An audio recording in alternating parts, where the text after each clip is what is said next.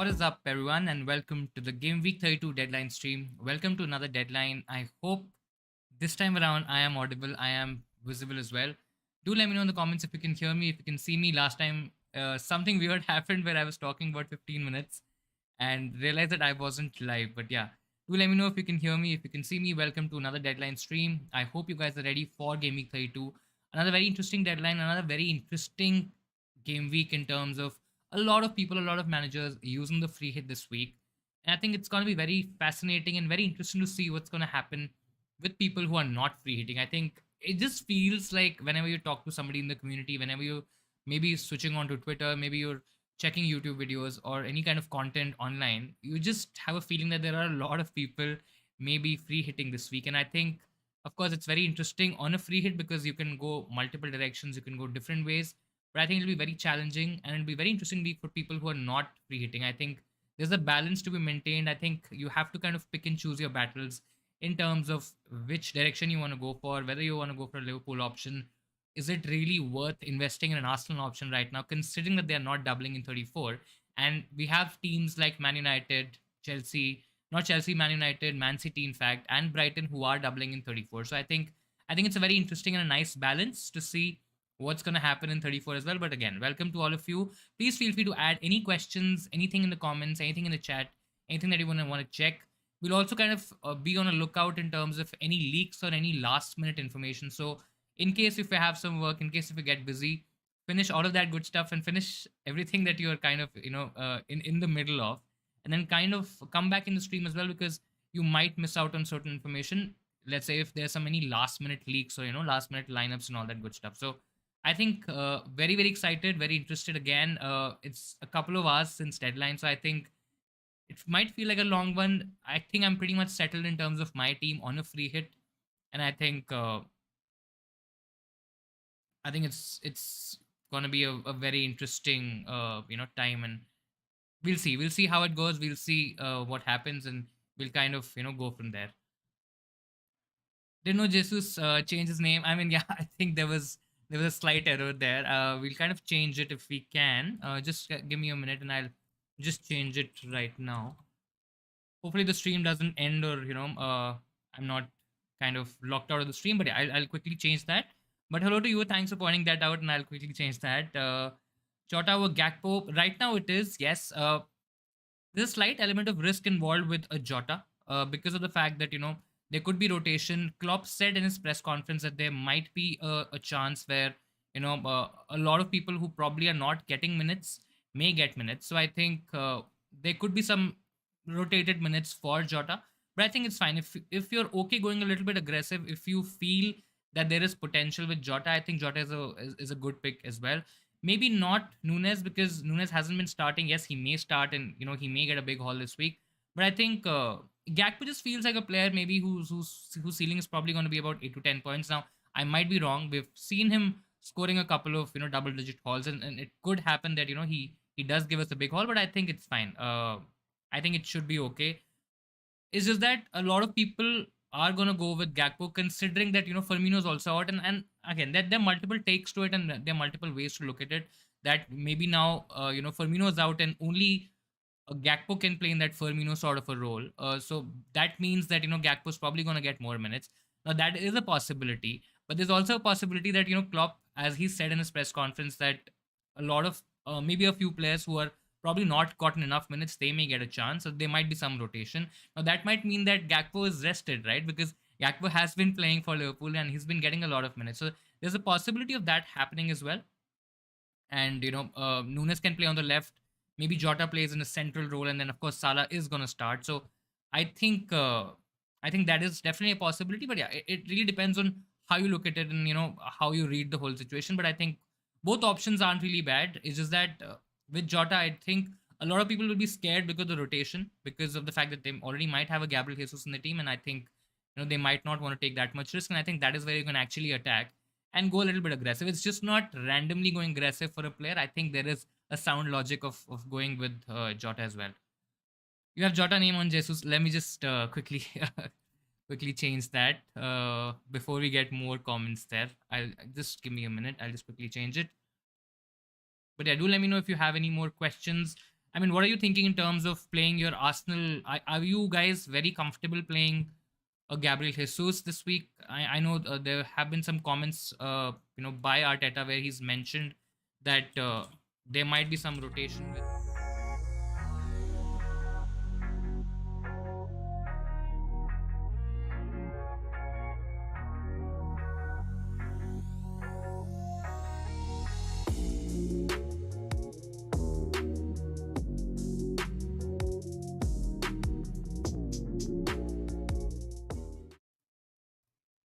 Yeah, I think it should be fine now. So I've changed that, and I think it should be okay. Do let me know if you can see the new screen. I think it should be fine.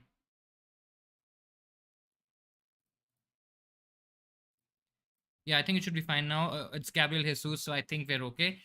But yeah, do let me know if I am visible and I can, you guys can hear me.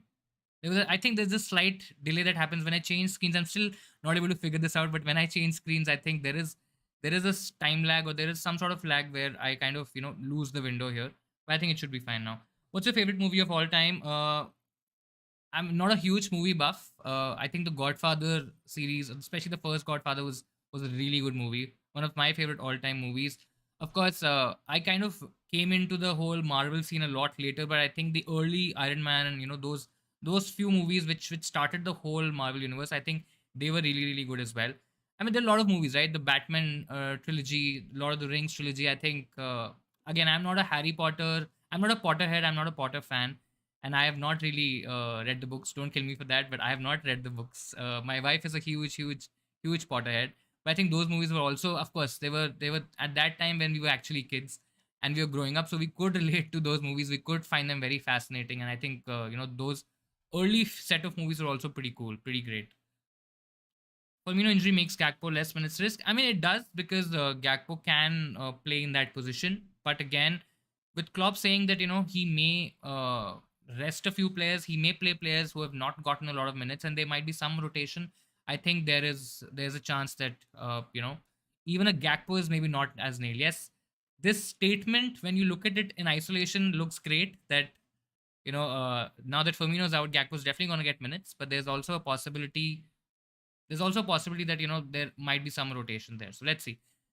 I'm still not very sure if we'll get some information around the Liverpool lineups, but we may still get some something around the Arsenal lineup because it's the early fixture and it's the first game of the game week. We might get some information around the Arsenal lineup. So in case if Gabriel Jesus is benched, that might force our hand a little bit. Where again we'll have to kind of think of a plan in terms of if Gabriel Jesus gets benched, because then in that case I might switch, let's say, a Moreno to a White, or the other option is to basically go for an Odegaard in midfield. I think Saka, Martin, and Odegaard can also be a good combination. I think there might be a fair few managers eyeing for that sort of a move, but then that will mean that I have to maybe upgrade an Andres Pereira, maybe upgrade a Eze, and then kind of play a 3-5-2 as well. I mean, we can also play a 3-4-3 with Isak, for example. I mean, we can take out Jesus, get in Isak, and then just retain the same shape with changing Moreno to White. I think that's also an option, but we'll see. We'll see what happens. Godfather's class, absolutely great. Again, I saw, I kind of came into the whole movie scene a lot later. I never used to watch a lot of movies, not even a lot of shows. And I think when I started watching it, of course, as I said, I came into it the whole scene a lot later, but then there was no stopping, right? I mean, those movies were really, really great. And of course, you always have that feeling that, especially for somebody who's kind of getting into the whole movie scene, doesn't have a particular genre, doesn't really, know a lot about what are the different categories, sector. I mean, a safer list or a safer place to go is basically the IMDb ratings, right? You see the IMDb ratings, you see what kind of movies are there, and a lot of them are cult classics. A lot of them are really, really good movies, and I think that is where I kind of started, and then kind of understood the whole space, what kind of movies I like. I really do like thrillers a lot, so also ventured into that space as well. What's my favorite food? So I'm of course an Indian. I'm from India.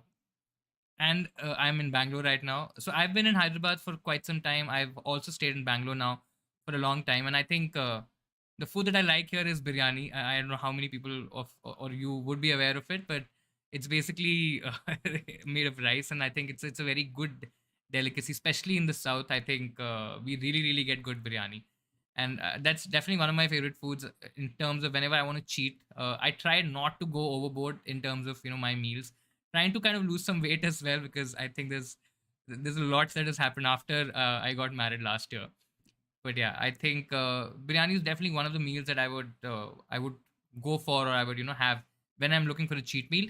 I have a sweet tooth as well, so I'm I love chocolates, I love ice creams, I love all of the good sweet stuff, which may be harmful for our health, which may make us you know increase or gain weight. But I think whenever I kind of look into a cheat meal, definitely a sweet is definitely included.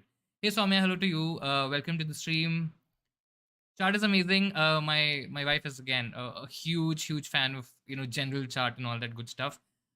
Whenever I go to an Indian restaurant, I've got to. I mean, yeah, there's a lot of good Indian stuff, right? I mean, especially if you venture into the east, if you've gone to somewhere in Rajasthan, for example, they have their own delicacy. I mean, every state has their own dishes and their own way of preparing food, or their own delicacies, which are actually quite good. And then, of course, here we get a lot of variety in general. So I think there's a lot to choose from. We are kind of spoiled for choice as well. And I think it's pretty awesome. When should I bench boost? I think so. If you're not free hitting in Gaming 34, I think Gaming 34 is a good week to bench boost. Of course, you have big teams like Man City, Man United, Brighton, Liverpool as well. They're all doubling, so you can get in a good set of playing 11 or a good set of 11 players having a double game week. Maybe you can even reach towards 12 or 13 or 14 double game week players. Now, if that's not a possibility, even if you have somebody from the Arsenal team, considering how Arsenal has been playing right now, even if it's a tricky fixture against Chelsea, I kind of fancy Arsenal to score at least a couple of goals, maybe even keep a clean sheet, because Chelsea is very unpredictable right now. You can't really say what's going to happen with them. I mean, they've not really had anything to play for as well, right? They're out of the Champions League. They're not in any cups. There's no way that they're gonna reach Europe. Of course, Champions League is way out of reach. I don't even think that Europe is possible right now. So I think Chelsea is there for the taking, and I think if you have something like a Martinelli, maybe a White, if you have Newcastle options, I think a lot of people regularly, in fact, who are not like on a free hit that week, I think they will have Newcastle players. Maybe a Botman against Southampton, maybe a Trippier as well. I think those are really good options for a bench boost in 34. Now, if it's not 34, I think 36 can also be a possibility, because 36 you have Newcastle and Brighton who have a double game week. So for those of you who do not know, 36 game week 36 is basically a double game week for Newcastle and Brighton. So that additional fixture that we were kind of talking about for a lot of weeks now, that's being rescheduled in game week 36. So both these teams will also have a double. So in case if you have players from Brighton, in case if you have Newcastle players, 36 can also be a decent pick. Otherwise, 37 is also an option, but I think it's just a little bit too late, because by the time the league might be wrapped up. Let's hope it's not, because I think it'll be fun and it'll be good to see what's happening in the league at that point. Maybe the top four race is kind of over by then. Maybe the relegation battles are clear by then. So we do not know what's going to happen till 37. But yeah, that's definitely a differential strategy if you're looking to use your bench boost. You like chicken biryani? I love it too, but don't think it's the same as. I mean, yeah. I think of course it might not be the same. I think the authentic taste or the original taste might be here in India, and again, every state, every area, like Lucknow has a different way of preparing biryani. Delhi has a different way of making the whole dish. Then of course, when we go to Hyderabad, it's very spicy. Bangalore has again a very unique and a distinct taste of chicken biryani. But yeah, it's pretty awesome. If you come here, if you travel to India, make sure that you at least try it in a couple of places. I think you'll definitely love it. Do you think we can get early news on whether Saka starts or not? I think yes. It might come at a very late time or a very late stage, but yeah, let's assume that we get some information. Have a plan ready in terms of if Saka is not starting or if Gabriel Jesus is not starting. I still have a feeling that it's highly likely that Gabriel Jesus doesn't start and Saka starts, and we need to have some sort of an idea in terms of what are we going to do, because at the last moment, if we get this news maybe a couple of minutes before the deadline, I think it's going to be panic stations, and I think you may end up screwing your team. So in case if Gabriel Jesus is not starting, have a plan ready in terms of what will you do with him, whether you take him out, and who are you going to get as your third Arsenal option. Because if Jesus is not starting, I think there's enough reason to not get him or not keep him in your team. You can either go for Odegaard if he's starting, or you can go for White as well. So there are two different directions, because One is a midfielder, the other one is a defender, and I think you'll have to kind of chop and change. Now, in case if you have a Moreno, I think the decision is very easy. You take out Moreno and you get in a Gabriel, get in a White, whichever Arsenal defender you fancy. I think you get that Arsenal defender. In case if you're getting an Odegaard and then a trio of Saka, Odegaard, and Martinelli, I think it becomes a bit tricky because the fourth spot will definitely be Salah. Now, one spot might go to an Eze, might go to a Bowen. There's Madison as well, Pereira as well, or you might just have a cheapie and then just play a 3-4-3 as well and get in somebody like an Isak, for example. I mean, there are multiple forward options as well. There's Isak, there's Solanke. So there are a hell lot of options in terms of going with the fifth midfielder or the third striker. And I mean both approaches are absolutely fine. I think all of these options that I just mentioned, they're all great picks. So just pick whichever you feel or whichever or whatever your gut is saying that is gonna get you the maximum points. And I think you should be fine. Shall I free hit today? It depends on your team. If you have, let's say, about maybe only about 4 or 5 players playing, and maybe you just have one free transfer, you take about -8, -12, and you're still able to get to about 8 or 9 players for not the most ideal set of players, right? So right now, I think for those of you who are not free hitting in Gaming 32, I think the important question is what kind of covers can you get against the free hitters, right? Because most of the free hitters would be having Salah, they would be captaining Salah, so his effective ownership is going to be very high. So Salah becomes priority. Then, of course, you have somebody like a Martinelli as well, who has been gaining ownership over the past few weeks. You have Saka, so basically the Arsenal triple up. What is your plan for the Arsenal triple up? And I think if you can get all these pieces together, even with a -8, and you have about 8 or 9 players, and you have somebody like a Watkins, maybe you have Trent and Trippier in there as well. I think it's absolutely fine. You don't have to free hit, but in a scenario where you're taking multiple hits and you're not reaching this sort of a team, right? The main core 7 or 8 players who are, I think, in majority of the free hit teams for Game Week 32. So if you're not getting to that stage, I think then is where you free hit, and you try to maximize the chip, maybe by going with a couple of differentials. I think there's still a template that is formed on a free hit in Gaming 32, but you can still differ in terms of a couple of picks. So I mean, you do that, and of course you can get advantage of the 32 free hit, and then you can navigate your 34 with transfers in 33 and 34. Of course, it depends on how many blank players, what kind of players do you have, are they good for 34 or not. I think these are some considerations that you have to keep in mind when you are making that 32 versus 34 free hit decision. Is Jesus confirmed in starting 11 as Man City is coming up next? He's not confirmed, to be very honest. I mean, he's likely going to be starting because of the fact that Arsenal still has to win this game. I mean, it's not a foregone conclusion that Arsenal will definitely win it. Of course, we have seen freak results. We have seen Arsenal dropping points as well, conceding and not winning those games, not closing those games. So I think my personal hunch is that he starts and he probably gets about 60 odd minutes. And if Arsenal are very comfortable by that point, maybe about 2-0, 3-0. If they're up by 2 goals, I think Gabriel Jesus may not come out in the second half. And there's a high possibility that Nketiah or even a Trossard can, play in that position. So it depends on game state and depends on how Arsenal are doing in the first half. And I think based on that, Gabriel Jesus maybe gets limited minutes. I still think he's going to get start again. That's my personal hunch. It's nothing official. There's no leaks as yet. It's just my hunch saying that Gabriel Jesus is probably going to get a start here, and then depending on game state, he's probably going to get about 60 odd minutes, maybe 45, depending on, again, if Arsenal does really score a couple of goals. Why not Gakpo? I think there is more to gain. This is my personal opinion. You may or may not agree. Do let me know if you do agree or not. I think personally, Jota is first of all not going to be owned by a lot of managers. Considering that Fairview are thinking that he may get benched, etc. That's a possibility for sure. But we've seen that he's a streaky player, and I think Klopp does want to give him, a shot. Considering that he was out for so long, considering that he missed most of the season due to injury, I think there's good potential for Jota to start. I think Nunes will still probably come from the bench.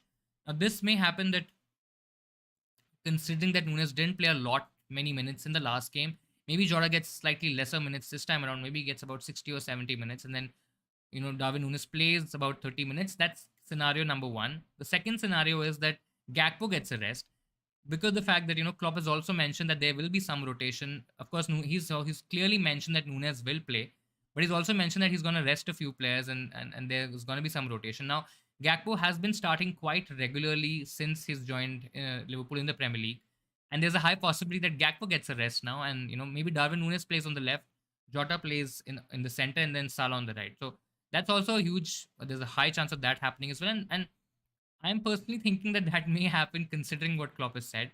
I still feel Jota is probably going to get more minutes, and I'm more comfortable. Yes, you can argue with the fact that Gakpo maybe gets an additional clean sheet point, and Nottingham Forest are not that great.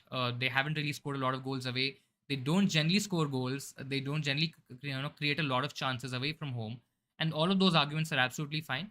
But I think with Jota, it just feels like he's on this hot streak, and there's a high chance that he gets a huge haul in this week as well. Is Jesus playing 90? I don't think so. I mean, I think I'm fairly confident that he's probably not going to play 90 minutes. There's a high chance that if he plays, he maybe plays about 45 to 60, anywhere between that. Or if he doesn't play at all, is benched from the beginning, maybe he comes on for the last 5, 10, 15 minutes and just gets some sort of match practice there, because I think Man City, that is the title decider game for Arsenal. And I think they cannot afford to mess that up. So I think if there's a slight chance that Arteta rests Gabriel Jesus, I think this is the game, because even a Trossard, even an Nketiah, or even Martinelli playing that number 9 role, I think all of these players can do the job for Arteta. The only problem is that Arsenal have drawn the last two games. They haven't really secured those wins, and I think there's a high possibility that Arteta goes with a strong lineup, but then based on the match state and based on how Arsenal are doing, he might make some early subs, because of the fact that there's Man City, and the turnaround time is also not very high, right? So of course he would want his most important players to get some rest, but I still think they will get minutes. Why Eze is on a hot run. He definitely has a lot more goal threat than something like an Olise, even Jordan Ayew. I think Ayu has decent numbers, but he's not translated those numbers into FPL points. Eze is somebody who has okay numbers, but he has been getting goals. And again, he looks like one of those players who's on this streak where everything is going for him. He's taking shots, they're going in. He is getting goals. Yes, he's overperforming, and you may say that that overperformance might get or might end at some point. But I think we've already seen that players like a Bowen, Ben Rama, like a Lingard, like we saw with Almiron this season. When these players kind of go on these runs, I think it's important to catch hold of that run. And I think players like Eze, players like Jota, I think are on those sort of runs. And I think if it's a 1 week punt, if it's a 1 week risk, I think we can definitely manage with that. Again, if you want to go safer, I mean, there are better options, more safer options. Maybe go for an Odegaard as your third Arsenal, Arsenal midfielder, maybe your fifth midfielder in general.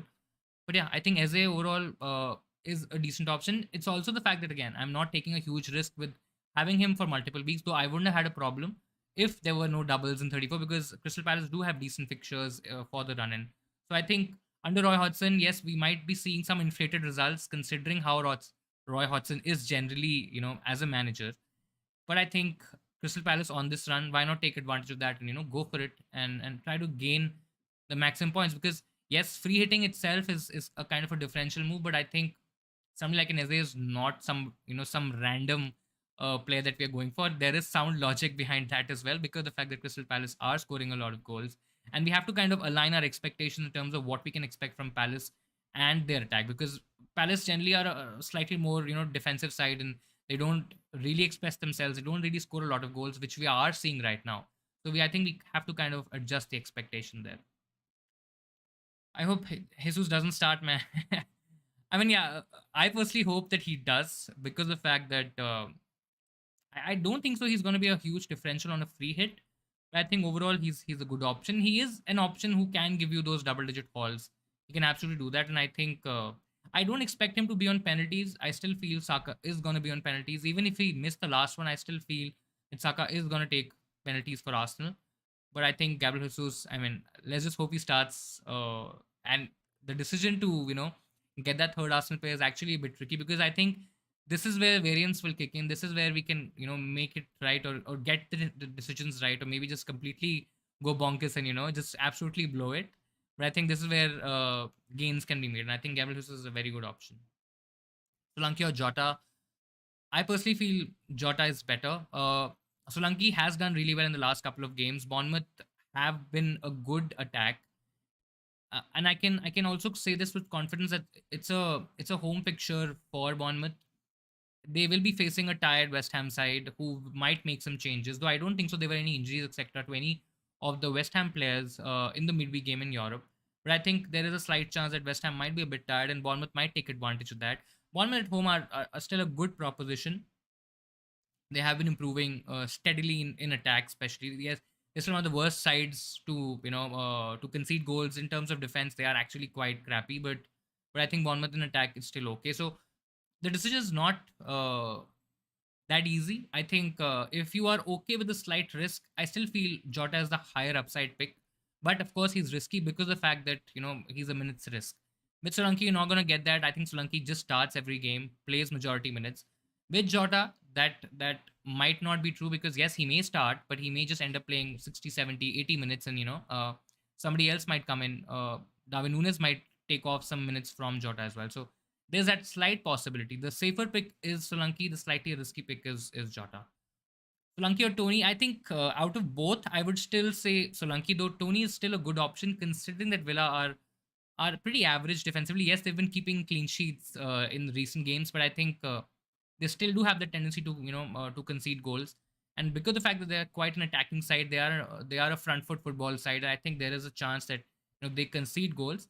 But I still feel again with somebody like a Solanke, as compared to Tony, maybe the higher upside is with Solanke in this particular case. So I think if I'm making this decision between Solanke or Tony, I think I'll still go with Solanke. I think there are points to be gained there, there are ranks to be gained there. Of course, the safer pick, like the previous option here, is Tony and not Solanke. So in case if we do not take a lot of risk, I think Tony is the one to go for. But I think this is a week where we can take a few shots and take a few chances by going a little bit different than the usual route of FPL.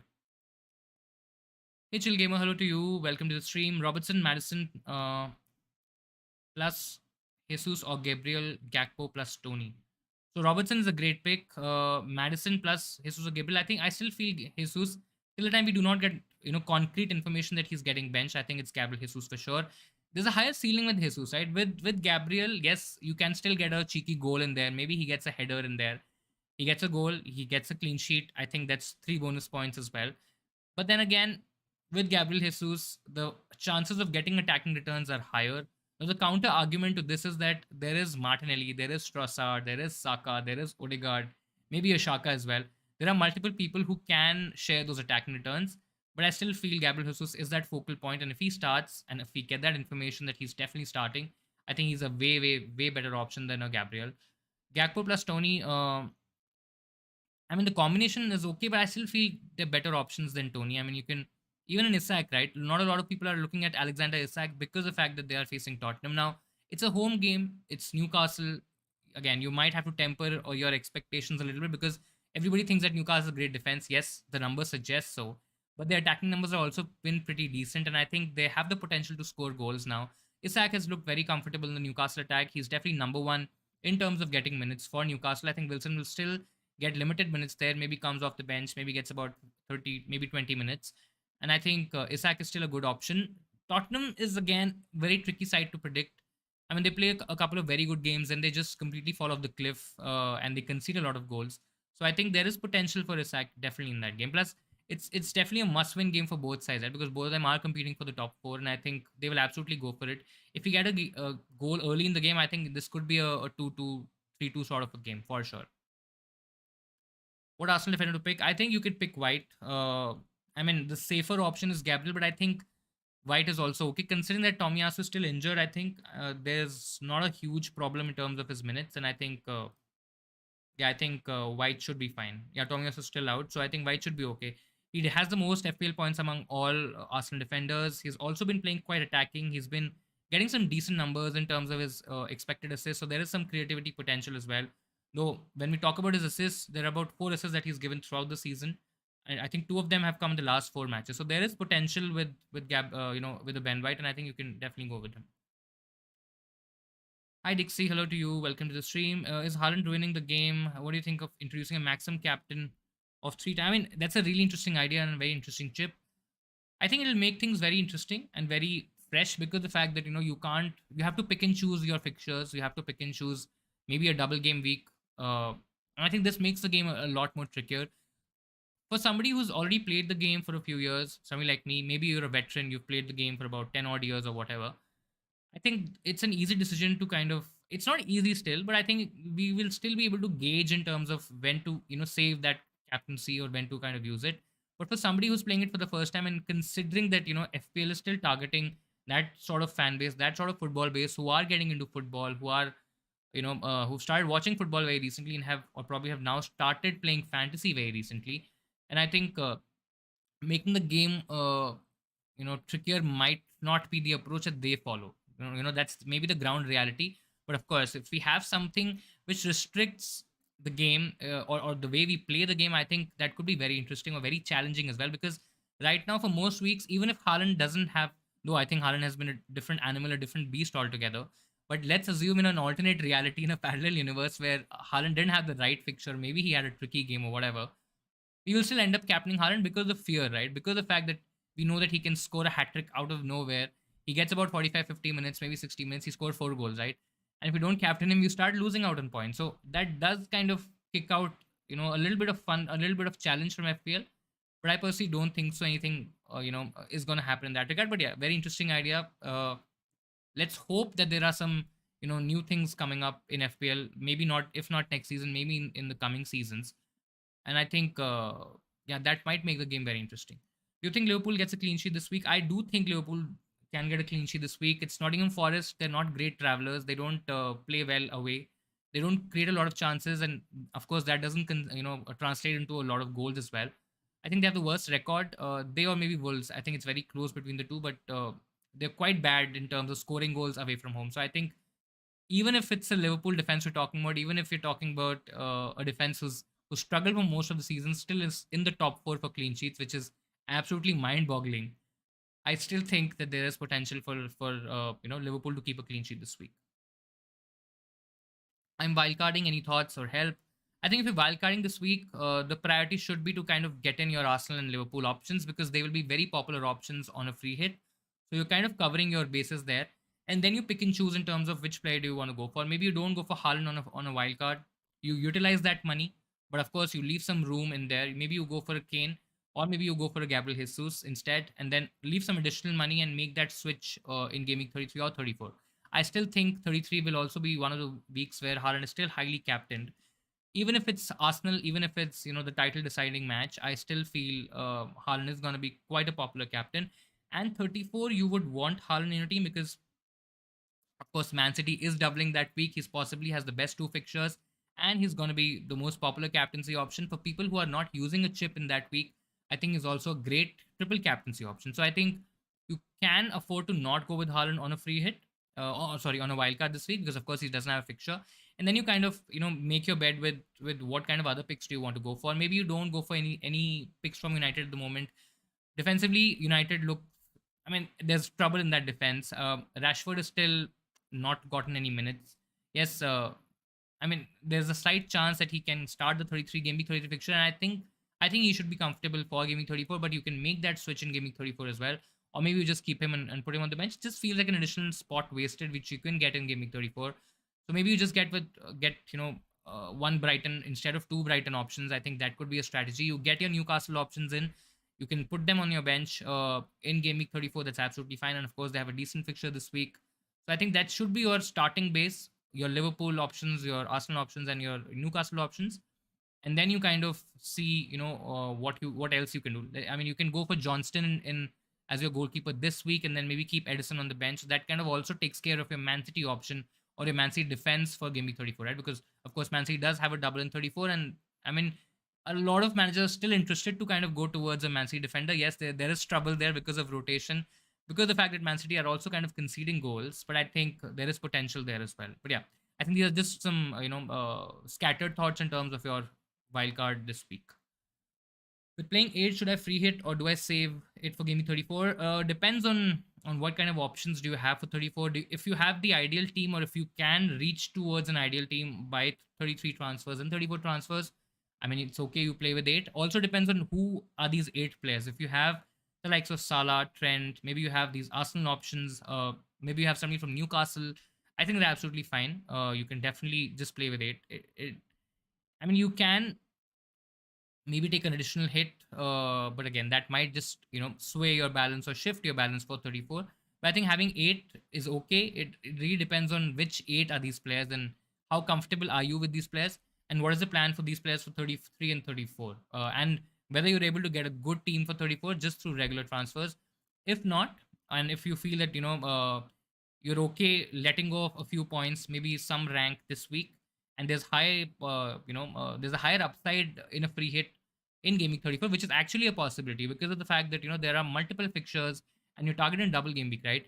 There's more to gain. Yes, we have the likes of Salah against Nottingham Forest, the Arsenal options against Southampton. They are great fixtures from an attacking point of view.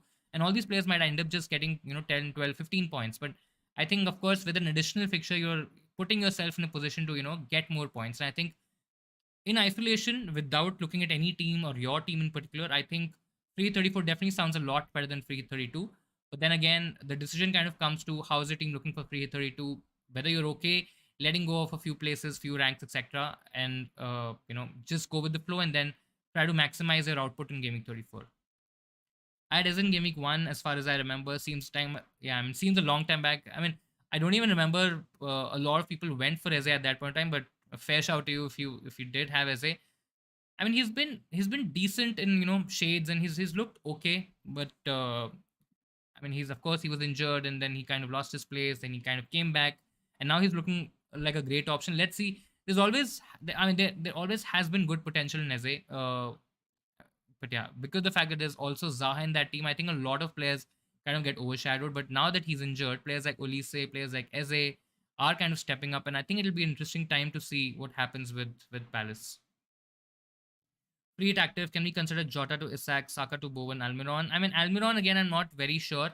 I still feel Isak is the attacker to go for. Almiron is maybe pushing a little bit too much. I will still go with Bowen, in spite of him, playing 70 odd minutes midweek, and he did get an assist though. I still feel there's more potential because it's against Bournemouth. They're one of the worst sides in the league in terms of defense. So I think I'm okay going if it's about going a little bit. It's not even about going safer, right? Because you're letting off Saka. I don't think the Jota is going to be a very popular option, even on a free hit. So I think Isak again a decent differential. But yeah, I mean, you can consider Jota to Isak, Saka to Bowen, but I still feel Jota plus Saka is a stronger combination. I mean, we can just forget about the ranks and their ownership, etc., for 1 second. Even if we talk about pure potential, right? I think Jota and Saka, they have the better fixtures, and I think there is more potential as a combination to have them in your team. Van Dijk and Jesus already have Trent or White and Gakpo. I'm inclined towards the Liverpool double up. So it's Van Dijk and Jesus. You already have Trent. So I would still. I mean, Van Dijk can get you a clean sheet, but I think the better combination is White plus Gakpo. I mean, again, depends on if we get some news before the deadline. If we do, I think, and if maybe there's news about Jesus getting benched, then of course you go with the White plus Gakpo combination. If there's some sort of leaks, maybe randomly we get some leaks about Gakpo getting benched, maybe you go with the other option. It just, I mean, I still feel that there is potential for both teams to concede. I mean, when I'm talking about both teams, it's basically Arsenal and Liverpool. And overall, if you ask me, I think yeah, the better potential is definitely a Van Dijk plus Jesus. I mean, the combination potential is definitely higher for Van Dijk and Jesus. But this is, of course, caveat in terms of how many minutes is Jesus gonna get and how many minutes is Gakpo gonna get. Are they actually nailed in the lineup, etc.? I think it really depends on all those factors as well. Saka plus Trippier, Son plus White. Still feel Saka plus Trippier. Safer combination if you're okay with a slight risk. I think Son is an option, but I think Newcastle's defense is still very strong, and I think it's at home where they are really good. They don't concede a lot of chances. They don't concede a lot of goals. They keep clean sheets at home, and I think, I mean, with Tottenham, it's very difficult to predict, right?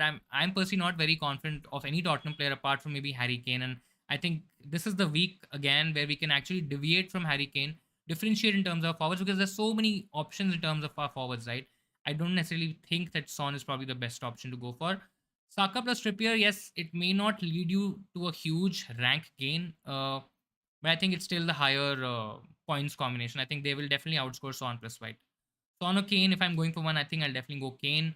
Just the fact that there's so many good options in forwards right now. I mean, you can go for Jesus, you can go for Jota, there's Solanke, there's Isak as well. I mean, a lot of managers are looking at Tony as well. So just because of that fact, and Kane, I can still kind of deal with Kane in terms of his overall output when we are talking about Tottenham, because Tottenham in isolation have looked very average. It's just that Kane has saved their face for majority of the season. I think he will continue to do that, but I think the fixture is actually quite tricky, and because of the fact that we have some other forwards having better fixtures, I think, yeah, I mean, Kane doesn't really look that great. Kane to Jota for a -4. If this is, I mean, I'm assuming this would be like a regular transfer question. I think it's fine. You get a double game week player for 32, for 34 as well, and of course he has a better fixture in game week 32. There might be some slight rotation risk in terms of Jota, but I still feel over the next 3 or 4 weeks, Jota is definitely going to outscore Kane in terms of overall points. I think there is potential in there, and I think you're setting up yourself for the double in 34 as well. So I don't think so. It's a wrong move. Plus the fact that Jota is of course cheaper than Kane, and you have some additional money in the bank, and you can use that additional money to maybe make certain upgrades. Maybe get a Salah. I don't know. I mean, you can of course make some other upgrades as well. But I think you can definitely utilize that money to make upgrades across your pitch. So that also kind of helps in terms of taking this decision to get towards a Jota. For Gaming 33 onwards, which players can we target from teams at the bottom of the table who are fighting relegation? I mean, the relegation battle still looks pretty close. I still believe that maybe Southampton is definitely looks like a team that is going to get relegated. Over that, I think it's actually quite tricky to predict. Leicester also looking like a team who are, I mean, they're heading nowhere, to be very honest. It's just Madison or nothing, right, in that team, and I think we can probably target them as well. They've not really kept any clean sheets. In fact, they haven't kept a single clean sheet, I think, since the World Cup, since I think game week 17, since FPL restart. So maybe they're also a team to target. Everton is also not looking that strong. Everton away, I think it's a great fixture. Basically, any team that's playing at home against Everton, I think that's a good fixture to target. Leeds are conceding a lot of goals, so irrespective of whatever Leeds position is in the Premier League table, I think they're definitely a team to target. Now, West Ham is again a bit interesting because they haven't really conceded a lot of goals to maybe put them into that position. Yes, they've not scored a lot of goals. Maybe they're the last in the bottom three or bottom four for goals scored across the whole season, and that's been their major worry. Defense, yes, they have conceded goals, but it's still not a huge worry. They've not scored goals to kind of put them into this position. So I think with West Ham, we still need to temper the expectation there. But I think if you're looking at Leeds, Everton, Leicester, Southampton, I think these are teams that probably we should target when we're looking at our attackers. And I think they're all leaky defenses, and I think there's a lot of potential. There's a lot of good points to be had when we have our attackers playing against these teams. Son plus Watkins or Kane plus Madison for this week on a free hit. Kane plus Madison. I mean, Watkins is an option who's very difficult to ignore right now because of the form that he's in. Brentford away is a slightly trickier game, but then Brentford do concede majority of their chances to the center of the pitch, and I think that's of course where Watkins operates. Aston Villa has looked really solid. Watkins is the standout option. He's also on penalties. He's getting a buttload of chances, and I think there's a lot of potential in Watkins. So just because of the fact that the other option, I understand the other option is maybe not that appealing, but it's Son, and I think when you're looking at Kane or Son, you'll definitely want Kane in your team because of the fact that he's on penalties and because of the fact that he is the mainstay in that Tottenham attack. I still would love to go towards the Kane, but I think it's not a huge difference between the Son and Kane. I think Watkins is just a much better option than Madison right now. Madison has had decent numbers, and that's the worry, or that's the irritating part here, because Madison has had decent numbers. He's just been very unlucky in terms of not getting FPL returns, and I think if he would have had maybe a few more returns than the blanks that he got in the last few games, I think this would have been a closer call. But I think Watkins is just in a different form right now, and I think he's on a run, and I think it's important to catch hold of whatever points you can get on that run. So I think Son plus Watkins it definitely looks like the better option as a combination. Why Jota over Gakpo? Slightly more differential. I don't think so. A lot of people would go towards a Jota. Now Klopp has suggested that there might be some rotation. Now there are two ways to look at this. The comment that Klopp mentioned. I think, of course, you can say that Firmino being out is great for Gakpo. Now in isolation, that is absolutely fine. But because the fact that Klopp also said that there could be some rotation, considering there's so many games, etc., in such a short turnaround time, with the fact that Gakpo has been starting majority minutes, I think Gakpo can easily get benched, and Nunes can play on the left, Jota can play in the center, in the middle basically, and then Salah on the right side. So that's also a possibility. I just feel Jota is a streaky player. I think when he gets on these runs, even if he gets limited minutes, there is potential, and I think with the fact that he's missed so many minutes, I think there is more potential in Jota. There is more potential for him to get more minutes. Diaz, I'm still not very confident in terms of getting majority minutes because he's returning from a huge, a massive setback, massive injury, and he might be eased into the lineup. So he will eat on to minutes. Now, whether he eats on to, Gakpo's minutes or Jota's minutes or Nunez's minutes, I think that'll be very interesting to see.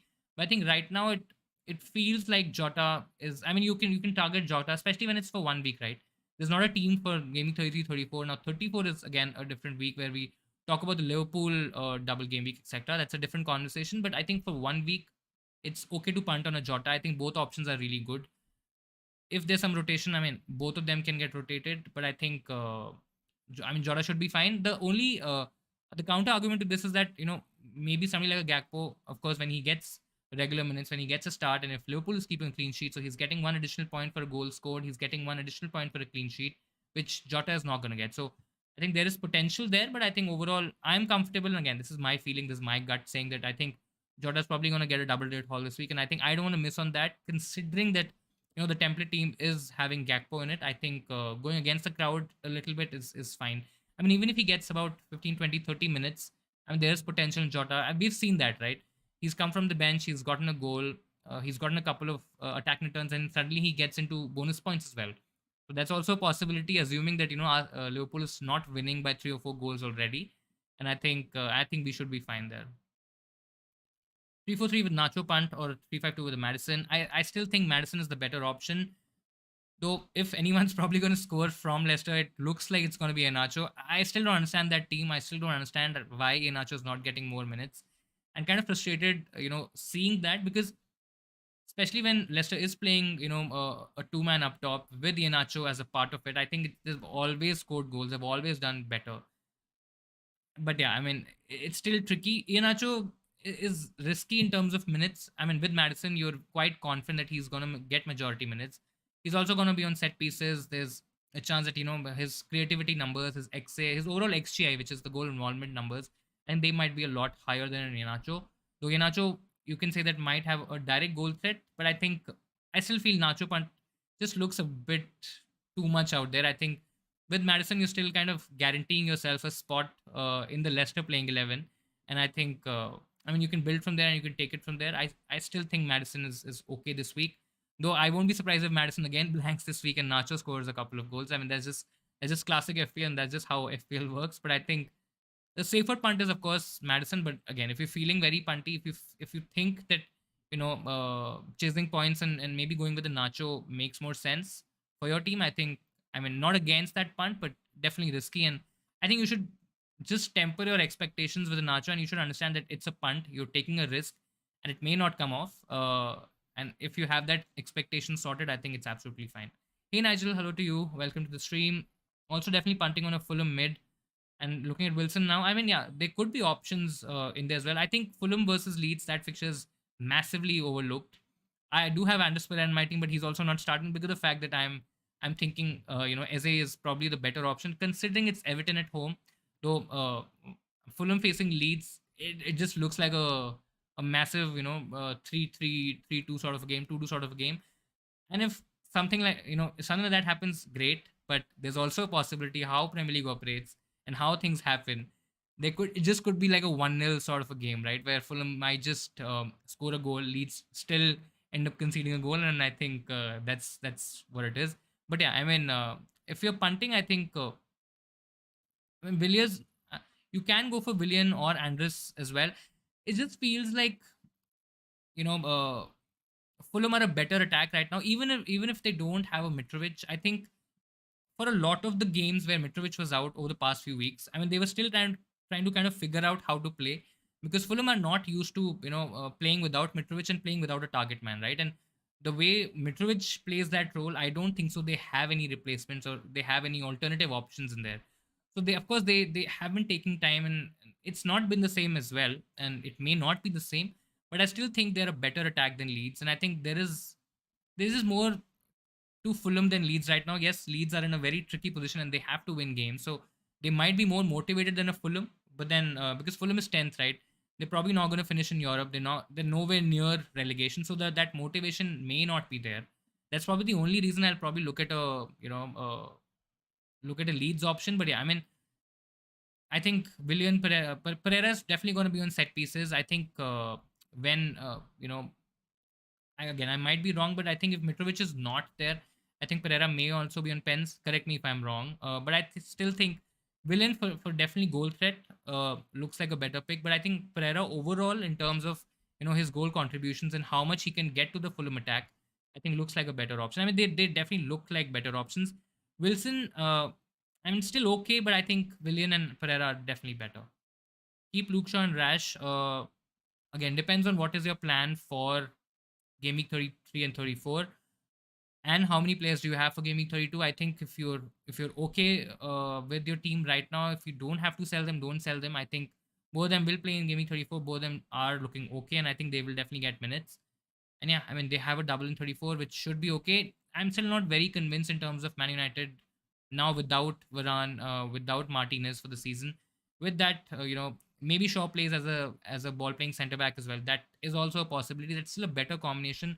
But then one of those other centre backs, if we're playing if United is playing with two centre backs, is definitely going to be Maguire or Lindelof. Both aren't really convincing options, and that kind of makes me think that maybe Luke Shaw is not essential, considering that United may not even keep a single clean sheet in both the games. But yeah, if you want to go towards a Trent, maybe Luke Shaw can be sold to a Trent. But I think if you already have a Trent, if you already have a Trippier, I don't necessarily see someone or you selling Luke Shaw in particular. I think he's fine as a keep. I got Castagna for my third defender and Tony with Watkins and Jesus. What do you think? Castagna is okay, but Leicester haven't kept a clean sheet since game week 17, so not very hopeful again. I mean, Wolves don't score a lot of goals, especially away. I mean, home away they're quite bad, but I still think this might be a close game, might be a low scoring game, and I think Wolves definitely have the potential because the fact that Leicester are so bad in defense and they have the potential to concede and not keep a clean sheet. I think I mean, expect Wolves to score and Castagna to lose his clean sheet. In terms of attacking threat as well, it's not that he's been that great. So I still feel somebody like a Moreno is, despite of having a trickier fixture against Brentford and an away game, I still feel Moreno has a better potential. Maybe even somebody like a Guehi or any Crystal Palace defender. I think that's also a better route than a Castagna right now. Tony with Watkins and Jesus, I think it's fine. Watkins, great option. Jesus, and unless we really hear or get any leaks in terms of him not starting, I think he's a great option. And I think Tony again, because of the fact that Villa are a front foot team, they are an attacking team. I think there is potential for you know uh, for Tony to get a goal and Villa to concede, and I think it's fine. Not a lot of people are considering Tony, especially on a free hit, because of the fact that they have a Solanke, for example, they have a Isak, for example. Again, I've not seen a lot of teams with Kane, but that's also an outlet. So I think Tony is fine. I mean, as a differential option, I think he's okay. Cher is the only player on bench. Um, I mean that's fine. I mean I didn't understand the question. If you can just complete that question there. Is the minus four worth it for Trent? I think it is. Has a fixture this week, good fixture, clean sheet fixture. Has a double in 34 as well. Plus, he's been playing in a different sort of a role in a midfield role where he's playing as an inverted wing back, and I think that really gives him a lot of the ball where he can spray crosses, play balls. That really spells good from a bonus points potential as well, because there is a high possibility that maybe if Liverpool keep a clean sheet, he will still be getting those clean sheet points in despite of not playing in defense. And then again, with any attacking returns that he gets, maybe he gets an assist, maybe he gets a goal. Of course, he's also on set pieces, so that again it translates well for bonus points. So I think even if it's for a hit, I think I'll take my chances with Trent. So Lanky will be coming in for Tony if it is. Current team is Raya, me, Trips, Botman, Gabriel, Salah, Madison, Martini, Kane, Tony Watkins. Looks like a solid team. Again, not using a free hit in 32, which is absolutely fine. Now, I think Kane can be utilized later on to get back, to a Haaland. I think that is definitely a potential, but a potential route. But I think that's for next week. I mean, it's okay. It's fine. You can definitely get in a trend for sure for a hit, and I think you should be okay. Trips or a double up on Palace for the third defender. I mean, Trippier, again, if you're playing safe, I think Trippier is definitely the one to go for. Despite of Newcastle, not keeping a lot of clean sheets. Yes, I know he's also not been among bonus points. His attacking threat is also kind of reduced a little bit. But I think Trippier is still Trippier. He's going to be owned by majority, managers who are not free hitting. Number one. He's going to be owned by majority managers who are free hitting. That is number two. So basically, anyone who's free hitting or not free hitting will have Trippier, and I think his ownership is definitely going to be maybe not as high as a 90% or something like that, but I think it's still going to be very very high. So unless you're okay, going against the crowd, if you want to chase and if you are looking to get some rank gain, I think it's fine. Otherwise, just play Trippier, just have him in your team, and look for other options to go for. Now, Mitchell can get you that clean sheet. Don't expect a lot in terms of his attacking threat and attacking ability. I think Mitchell is good for clean sheet points, but we can always have a game where Crystal Palace do score, do concede, sorry, and it might be a 1-1 sort of a game. So you might end up having two Palace defenders, and two Palace defensive options, and none of them getting a clean sheet, right? With Trippier, there is still a potential, considering how bad Tottenham is, that he may get you some attacking returns. Now, that may not give you the right rank gain or any sort of gain, but if you don't have him, it will definitely make you lose a lot of rank. So I think it's a tricky call, but I still feel I'm more comfortable having a Trippier, considering I know his quality on the ball and I know Newcastle's ability as well of keeping a clean sheet. And if Trippier is not there in my team, I think there's going to be a lot of rank loss. So going by that logic, I still believe that Trippier is okay, and you just safeguard your rank, you protect your rank in that aspect, and I think they're better or alternative routes to look at differential options or options to basically gain rank. It's a defensive pick. I mean, there's no hiding from the fact that it's not defensive. You lose rank anyways, right? I mean, if he does give you a clean sheet, if he does maybe get a double rate haul, I think the rank loss is going to be massive. So yeah, I still feel go with him and look out for different options. Maybe look for someone in attack where you can differentiate from the crowd. Even on a free hit, there are different routes to gain rank, and I think we can look in that direction. Why Eze over Madison? Not very comfortable or confident about Leicester scoring. First of all, they aren't really doing that great. Madison has been a bit unlucky in terms of his returns. His creative numbers are absolutely okay, but then they're not translating into FPL points. Eze, despite of having okayish numbers, is giving us goals and is giving us FPL points. Now he's on this run. A lot of people are saying that he's overperforming his numbers, and that's also true. And that may not continue for most weeks or majority weeks or the weeks coming up. May end this week as well, but I think there's still potential in that Palace side. They are looking quite attacking at the moment, and I think Eze on this goal scoring run, I mean, why not get a piece of that cake and just safeguard your rank there. I mean, I still feel that his ownership is going to be higher, but I mean, it's still going to give you some rank gain. So I think in terms of overall potential, more comfortable with Palace right now in terms of how they're playing, more comfortable with Eze right now, though Madison in isolation is a good pick, but I still believe that Eze is probably going to get more points this week. If I don't have Salah, who should I captain? Saka, Martinelli, Trent. I mean, I will try to get in Salah because Salah is going to be the most captain player by a mile. But if you can't get him, if you don't want to get him for some reason, I think Martinelli is the next best option. He's the best Arsenal attacker to go for. I mean, he's been great for the Arsenal team since Gabriel Jesus has returned. I think his numbers have shot up, and coincident, I mean, they've coincided with the fact that Saka's performances have gone down. So I think if you look at Arsenal options and if you're looking at an Arsenal player, I think Martinelli is the one to go for. I don't see any scenario where he's getting benched or he's losing out in majority minutes. He's already got his rest for the season. Where Trossard, I think it was in game week 24 against Aston Villa where he got his rest, and I think he should be fine. Plus, I think if Gabriel Jesus is playing, any forward who's playing, right, apart from Nketiah, I think there is enough potential for Martinelli to get a massive haul this week. It's Southampton. They haven't looked that great. They're bottom of the league. And Southampton have to put up a fight, right? Because if they can't afford to just be very passive, just be very complacent and not turn up for the match, I think they still need to eke out as much as they can from every game possible if they have to kind of get out of the drop. And I think if they try to play, I think that will only be beneficial for the Arsenal attackers and Arsenal overall. And I think Martinez is a good option. I think he's looked in good form, he's looked in good touch, and I think if you're looking at a differential, I think he's a great pick. Hey Brian, hello to you. Like that Jota shout. What's your thoughts on Gakpo and Share versus Robo and one of Madison Eze? I think I've said this a lot, but I'll quickly kind of give a brief again. So it's basically Gakpo versus Jota. Jota is going to be less owned.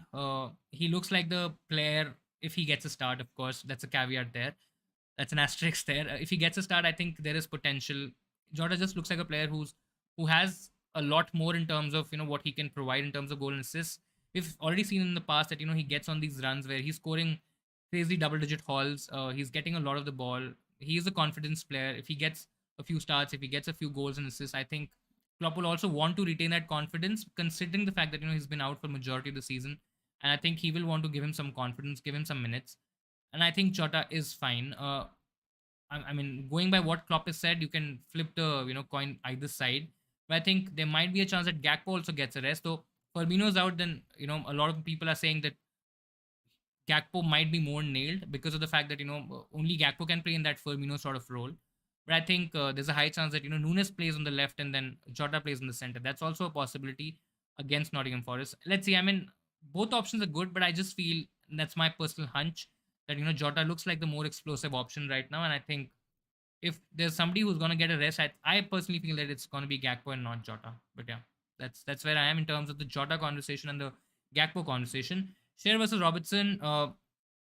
The better fixture definitely is for Robertson. Just the fact that if I'm going for Robertson, I'm kind of restricting myself going with the defender from the Liverpool team. I mean, whether I go for Gakpo or whether I go for Jota or even a mad punt on Nunes, I still feel that there are more or higher ceiling options than a Robertson. Robertson is looking like a player right now who's probably going to give you clean sheet points. Isn't looking like the same attacking Robertson that we've seen over the past few seasons. And if you're targeting a defender, I think it has to be Trent. Because if I'm looking at clean sheet potential, Liverpool might end up, losing a clean sheet as well. And then, yes, with Trent, you have that additional outlet in terms of, getting attacking points, which isn't looking the case with a Robertson right now. I think players like a Gakpo or a Jota, they are higher ceiling options. They will get you goals, they will get you assists, which a Robertson may not be able to do that right now. And just because of that fact, I think Share is a better option out of the two. I still believe that there possibly can be a different, punt here. Tottenham are a very weird side right now. It's difficult to predict what Tottenham are going to do, and I think, I mean, Newcastle at home have looked like a strong team. They don't concede a lot of goals at home, and I think with a clean sheet. I mean, right now, if you ask me, overall, I think Robertson's definitely the better option in terms of attacking output. But right now, if you're looking at the numbers and if you're looking at the data, I think Share is probably the better option to go for, even if you're talking about attacking output, because he has looked quite attacking. There is some goal threat about Share, which is not the case with Robertson. So I think if I'm going with one of the options, I'd rather go for Share and then utilize my third Liverpool spot elsewhere, considering that the fact that you might already own something like a Trent or a Salah. One of Madison and Eze, I think I've also spoken about this. Still think that Eze is the better option. Of course, I think he's going to be the more owned option. He's the more popular option. Leicester just look very and all over the place right now. They're not getting the goals, and I just feel that Eze and considering how Palace have been playing, the confidence looks a lot better, looks a lot higher than Leicester. Of course, I think Leicester are in more need to win this game than Crystal Palace right now. Considering how Palace, they're 36 points, 12th in the league. I think they are safe from relegation, but I still feel Palace have more potential. Despite of all of that stuff that I've just said, I still think Eze has more potential. Madison looks like a more creative player who will probably give you more assists than goals. Eze just looks like a player who will, give you direct goal threat. And he's been doing that over the past couple of weeks. Yes, his numbers are not maybe as good as a Robertson, as a Madison, sorry, when we're talking about the overall XGI numbers, overall goal involvement numbers. But I still think, of course, goals give you more points and assists, right? So I think Eze is definitely the better shout.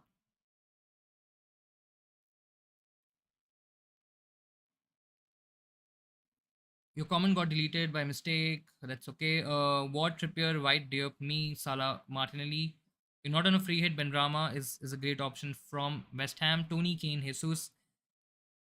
I mean, the obvious options are maybe the second Liverpool or the third Liverpool option missing from this team. I mean, you can move towards a Trent. I don't know how much money you have in your bank, but I mean, maybe one of White or me can become a Trent. That's an option. I think Martinelli Jesus covers off your Arsenal options pretty much. You don't have to go for three options. I mean, you can still, if you're free hitting in 34, I mean, you can still take that plunge with the third Arsenal option, or maybe somebody. I mean, irrespective of free hit or not in 34, I think Trent is a better option. And if you have the money, I would definitely suggest to go for that. Kane can be sold this week. He's not a perma player. He's not a hold for sure. And I mean, Kane definitely becomes a cash cow because of the fact that you can downgrade Kane and you can get a major chunk of money here. Maybe go for somebody cheaper like an Isak who also has a double in 36, and I think you can play him in that double. And then maybe go towards maybe a Trent upgrade, maybe different options there. And I think that's probably where I look at. Again, I don't know if you have the free hit in gaming 34 or not, but I think this is just my scattered thoughts in terms of looking at this team. Not confident on the Palace defense double up, considering. I mean, yeah, it's tough, right? Palace, they are doing really well in attack, but there's still goals to be considered in that Palace defense. And I mean, overall, if you don't consider this free hit or the time right now, I think considering double Palace defense just seems very crazy, right? I mean, they're not an elite defense. They are not a defense which we will probably consider at all in the season. And I don't think so. Right now, anything has changed, to be very, very honest. I think they can definitely concede. Yes, I'm very confident in an Eze or an Ulise or maybe one of their forwards massively scoring this week, considering it's Everton. But I still think they can easily concede a goal here. Jota or Jesus for the next two games, planning on free hitting game week 34. I think both options are good. But if I'm looking at next 2 weeks, I mean 32 and 33, I still think Jota definitely has the better fixtures. So when we look at Jota's game, so this week, of course, it's Nottingham Forest and it's West Ham away, which could be a slightly trickier game. When we look at Gabriel Jesus, it's Southampton, Man City. I mean, Man City is going to be a tough game. It's a tough game to call as well. Maybe a very close game. Gabriel Jesus playing against his old side, I think that could be interesting. But if you look at narratives, I mean, that could come into play. But I still think, in terms of overall fixtures, Jota is looking like the better option. I mean, both players can be at the risk of rotation, to be very frank. But I think if I'm just in isolation, if I'm looking at options, I think I can get in Jota. I mean, there are other directions to also look at when I'm considering the Arsenal double ups or triple ups, right? I can double up on a Saka plus Martinelli. I can go for a triple up with maybe an Odegaard, or I can go for a triple up with a White as well. I mean, there are multiple directions to look at. I think with Liverpool, Jota for me definitely seems like a good option in attack who can give you a good set of points in the coming games.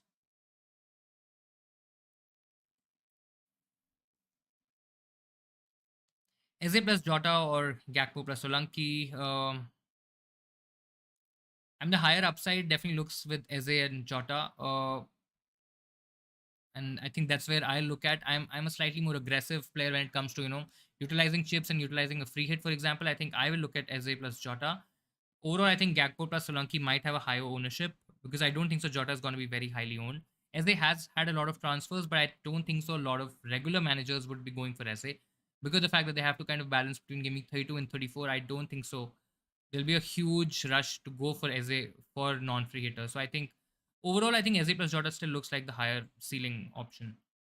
I've already made my transfer and bought Salah and Jesus. I have wildcard and triple captain left. Wildcard in 33, triple captain 34 looks pretty solid. No free hit Martinelli or Saka captain. I mean, Martinelli and Saka, I still feel if I'm going for one of the captain options, irrespective of free hit or not, I think Martinelli is a decent option if you don't have somebody like a Salah. And I think in your case, you already have a Salah. I think uh, you can still go for somebody like a Martinelli, but I just feel it's a bit too risky. There is potential for sure in Martinelli because of the fact that it's Southampton, because of the fact that he's been the best Arsenal attacker and the best Arsenal player over the last 6 weeks. I think there's a lot of potential. I still believe Martinelli is the better pick out of Saka and Martinelli. Now Saka, you can say that he may stay on pens. That is a big if, but I still think Arteta was pretty clear that he's going to stay on penalties. His confidence might be a little bit wary because of the fact that that penalty miss might cost Arsenal a lot. So I think, of course, that will kind of go into his mind, and that might just put a dent in his confidence. But I think overall, also considering since the return of Gabriel Jesus, Martinelli's potential has been unlocked, and I mean we've already seen, or we did see early in the season that Martinelli and Jesus as a combination looks like a lot stronger, and a lot of the attacking play for Arsenal kind of goes through those channels. where Martinelli and Saka are Martinelli and Jesus are operating. So Saka kind of gets isolated, and we've seen that over the past few weeks. And I think when we're talking about captaincy, I think Martinelli definitely has better potential. Would you bet on Leicester defender like Castagna against Wolves? Though Wolves are not scoring a lot of goals, but it's just one of those games where we get uh, a Leicester defender against Wolves, and I think Wolves just score in that game. I mean, that's just how FPL works. I think that's just how FPL will work. So I mean, Leicester have not kept a single clean sheet since game week 17, which was since the FPL restart. So that just shows the potential for Leicester to lose a clean sheet. And I'm personally, even if it's Wolves, at the end of the day, I'm not confident of Leicester keeping a clean sheet. So I personally won't bet on it. I think if I'm betting on a defender, which is not a Trent or a Trippier, as a third defender, maybe on a free hit, or if it's just general, if I'm looking at a defender option, I still would probably go towards a Moreno. Or if you feel that Brentford are a good team and Tony is probably going to score against Brentford, or Brentford in against Villa, not Brentford. And I think if overall, if you feel that Aston Villa are going to concede this week, I think you can look at a Crystal Palace defender. But I think other than that, I won't be looking at any other defenders. Definitely not a Leicester defender, because if I'm looking at a Leicester option, I'll take my chances with the Madison as my fourth to the fifth midfielder, or I'll just go outright punty and maybe go for an Iheanacho. Yeah, won't be looking at the defense. Pope or Raya, I think Raya against Aston Villa looks great from a saves points potential, because maybe Villa does end up taking a lot of shots, but I think Villa will score in that game. So clean sheet potential for Raya looks a lot lesser. With Tottenham, I mean, it depends on what Tottenham team turns up for the game against Newcastle. It's an away game for Tottenham, could be a tricky game. Pope looks better in terms of clean sheet potential. So if you're looking at save points, maybe Raya is a slightly better option. If you're looking at clean sheet, I think Pope is the better pick. Overall, Newcastle are a lot better at home, and I think they will keep a clean sheet in this one. I think overall, if you ask me, I think the potential is higher with the Pope. So if it's the choice between both of these options, I think I'll stick with Pope here.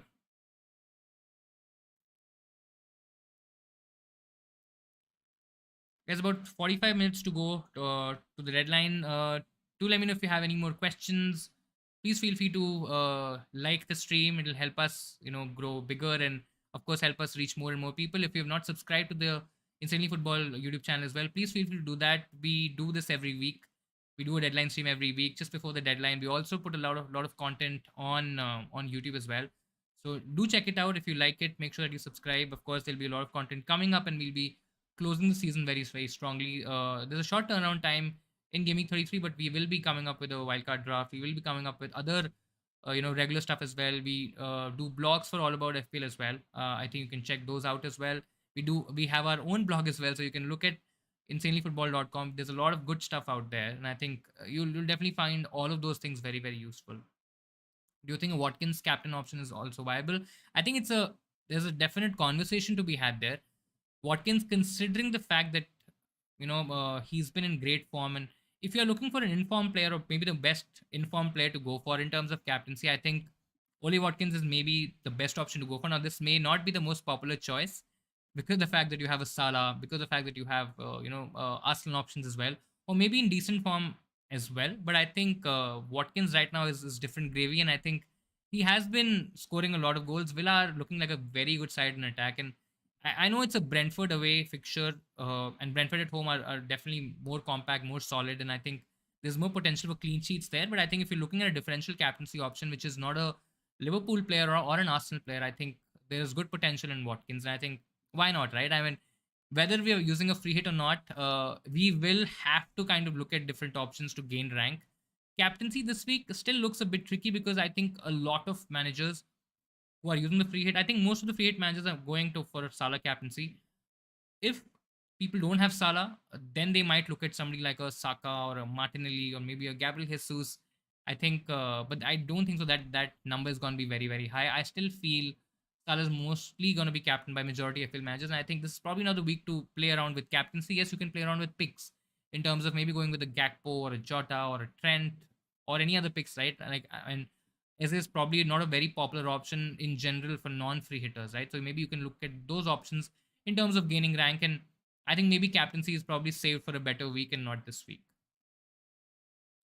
Guehi or Anderson, I don't think so. There's a huge difference. Both of them look pretty nailed. Both of them are identical in terms of their output when we talk about their goal threat. And I think, I mean, yeah, they probably are not going to give you a lot in terms of goal threat. Maybe Anderson slightly gives you a little bit more in terms of his overall, expected goal involvement. But it's not that any of that has translated into FPL points. So I don't think so.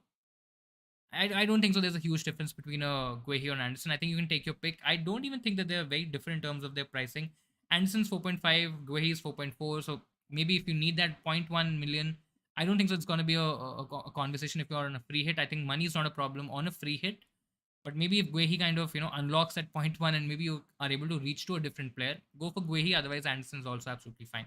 As I said, not a huge difference between the both. Should I get rid of White to get in Gabriel Jesus? I mean, wait for some more time. Maybe wait for about half an hour. If we get some leaks around Gabriel Jesus maybe getting benched, don't do that option, of course. White is fine as an isolated pick. I mean, in general, I think he's absolutely okay. There's clean sheet points to be had in this game. White has also looked decent in attack, so maybe he also kind of gets you an attacking turn. The White to Jesus move looks aggressive, looks more attacking because Gabriel Jesus in general looks like a player who has a higher ceiling in terms of points because of the fact that he'll be more involved in the Arsenal attack. Of course, first of all he has to start, and if he starts, I think he'll be more involved in any chances that Arsenal creates or any chances that Gabriel Jesus personally has. So there's of course more potential to get more goals, get more assists. But I think if you're doing this for a hit, maybe definitely not. I think White is absolutely fine. And again, even if you get this, maybe take out White. What's the other option that you're getting in place of White? If it's a Trent, somehow you're kind of making that move stick. Maybe do that. But yeah, I mean, not a necessary move to make. I think going with two Arsenal, options in midfield and a White is absolutely fine. If you're in a free hit, I'll still take my chances with Gabriel Jesus. I think there is more potential in Jesus overall. And I take my chances unless I've really got some information just before the deadline where I've maybe come across something which says that Jesus is not starting, right? That's the only scenario I'll change it on a free hit. But if it's a regular transfer, I personally won't make the move. Castagna or Suter, I mean, I personally don't like any of the options, to be very, very honest. Uh, I mean, Castagna, it's difficult to take a call on both. I'll avoid both the option. I'll maybe go for the other. I know it's a conversation between both the picks, but I'll still take my chances with a different option out there. So I drop Gabriel Jesus to White and to have. So I drop Gabriel Jesus to White to do have Madison on a 3-5-2. I mean, first of all, Madison. I think when we're comparing all three options, I think Jesus is still the better option. Better option to go for. In isolation, I think it's still better than Madison. I still won't do the move. I think it's fine. I don't have to drop Jesus. I think I'll still take my chance with the Jesus. I know there's some minutes risk there, but I think there's the potential to score even from the bench is good. Hey Math, hello to you. Welcome to the stream. I am doing great. Thank you so much for asking. I hope you're doing well too. Eid Mubarak to you as well. I hope you've had a good day and you've had a good time with family, friends, or whosoever you're celebrating it with. But yeah, happy Eid and Eid Mubarak to you as well. Why are all the streamers picking Leicester defense? I have no idea. I have not looked at any stream. I have not picked up a Leicester defense option. I don't know. Maybe they know something that we don't know, or I don't know, or you don't know. I don't know. But yeah, I don't think there's any reason to pick a. Yeah, I don't think so. There's any reason to pick a Leicester defender to be very honest. I mean, they don't look that great. They haven't kept clean sheets. It's not that some magical thing is going to happen and they'll start keeping clean sheets. Maybe that happens. I don't know. But from what we've seen so far, from the numbers that we've seen, from the performances that we've seen, Leicester look really shaky in defense, and I think there's a chance that they concede even against a Wolves side this week. So yeah. I don't have the free hit, so should I bring in Gakpo, already have Salah and Trent, or get someone like an Eze? I think Gakpo does give you a benefit in terms of having that additional fixture for 34, but do see what your midfield is and do see if Salah, Gakpo plus your other midfielders for 34 is the right option to go for. Maybe Eze is probably the better option because he maybe makes you save some money and you can utilize that money elsewhere. So do kind of see what is your team with Gakpo when we're looking at 33, 34, and do see your team with Eze as well for 33 and 34, and understand what kind of transfers you're planning, and of course make two separate cases. Whichever you feel is the better combination, the better team, you go with that option. In isolation, by just seeing this question, I think Gakpo looks better because of the fact that he has an additional fixture. Plus, he's playing for a better attack. I feel last couple of games, yes, there may be a debate in terms of which is the better attack, but I think overall Liverpool definitely has the better quality, and I think Gakpo is a great option. Devargia, sorry for being late. That's absolutely fine. I'm glad you could join the stream and join us today. Welcome to the stream. Did a simple transfer. Harrison to Eze looks absolutely fine. Doesn't really take a lot of thought. Also, I think. I mean Harrison. You can say it's Fulham. And there may be a case for Harrison, but I think Eze is fine. Play Moreno, Guehi. Moreno is the better upside option who may give you attacking returns. Guehi is probably the better option in terms of clean sheets, but may not be more than 6 points. So if you feel that you want to attack the higher ceiling, but with a risk, you go with Moreno. Otherwise, if you maybe have something like a Johnston as well, and if you don't want to double up on the Crystal Palace defense, you maybe go for Moreno. Otherwise, if you're looking at only clean sheet and isolation, I think Guehi has the better potential for a clean sheet, and you go Guehi in terms whether if let's say if your decision making process includes those clean sheet points, right? So it's I think the safer option still would be Guehi. The slightly higher upside and risky option would be Moreno. Saka differential captain. I would still go for Martinelli as a differential captain. I think he's the best attacker from the Arsenal team right now. Yes, I know he's not on penalties, maybe not on majority free kicks and set pieces as well, but I still think there is potential with Martinelli.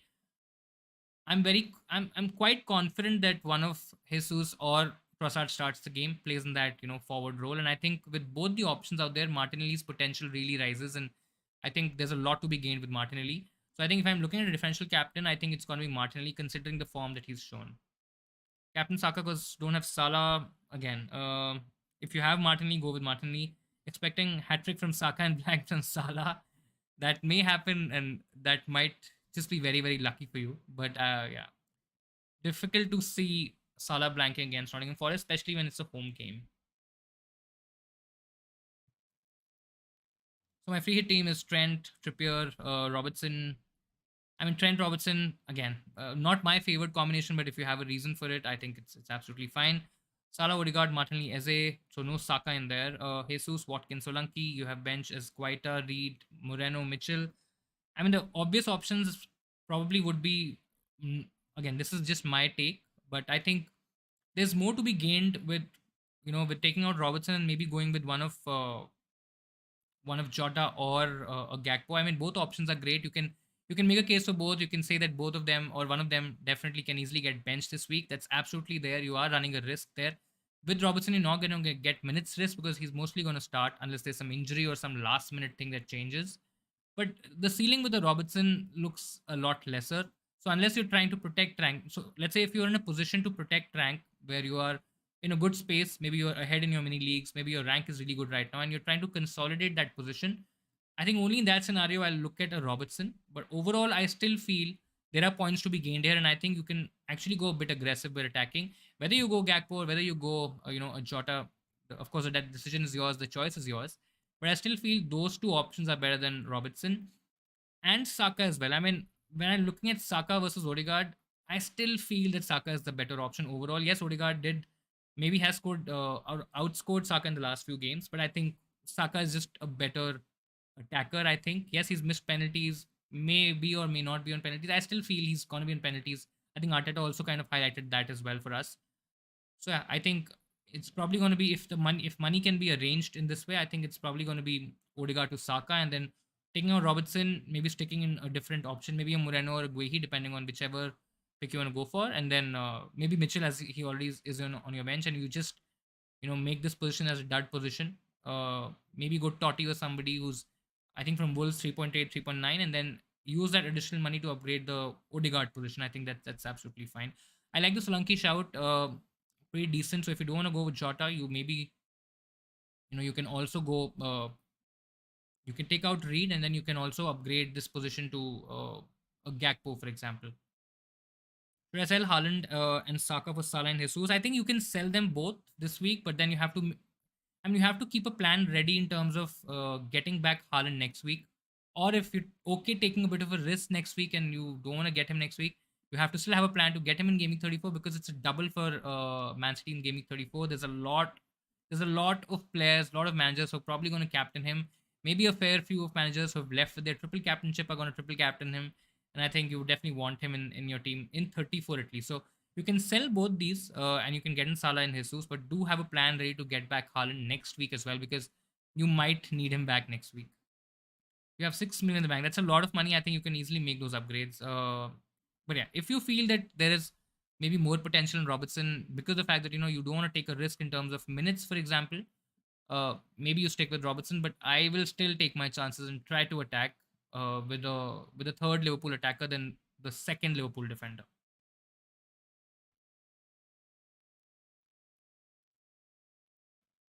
Remember the last time I said Nottingham Forest will win against Liverpool, and they did. I mean, let's not say that. I think a lot of us on a free hit are riding on the fact that Liverpool absolutely smashed Nottingham Forest. I mean, Nottingham. I think that was a home game for Nottingham Forest. So I mean, Forest at home versus Forest away is a very different proposition. I still feel that this game has at least a couple of goals, if not more, for Liverpool. And I think players like Salah, players like Jota or Gakpo, I mean, whosoever starts, right? The front three, whoever starts, I think they're going to be golden for FPL points. So I think I'm certainly confident about Liverpool getting a couple of goals in. Maybe they concede, maybe Forest do score a goal, and that's why I'm also not very heavy, on a Robertson because of the fact that if I'm doubling up on the Liverpool defense, one goal scored is basically 8 points lost on those clean sheets, right? So yeah, I may not be very comfortable there.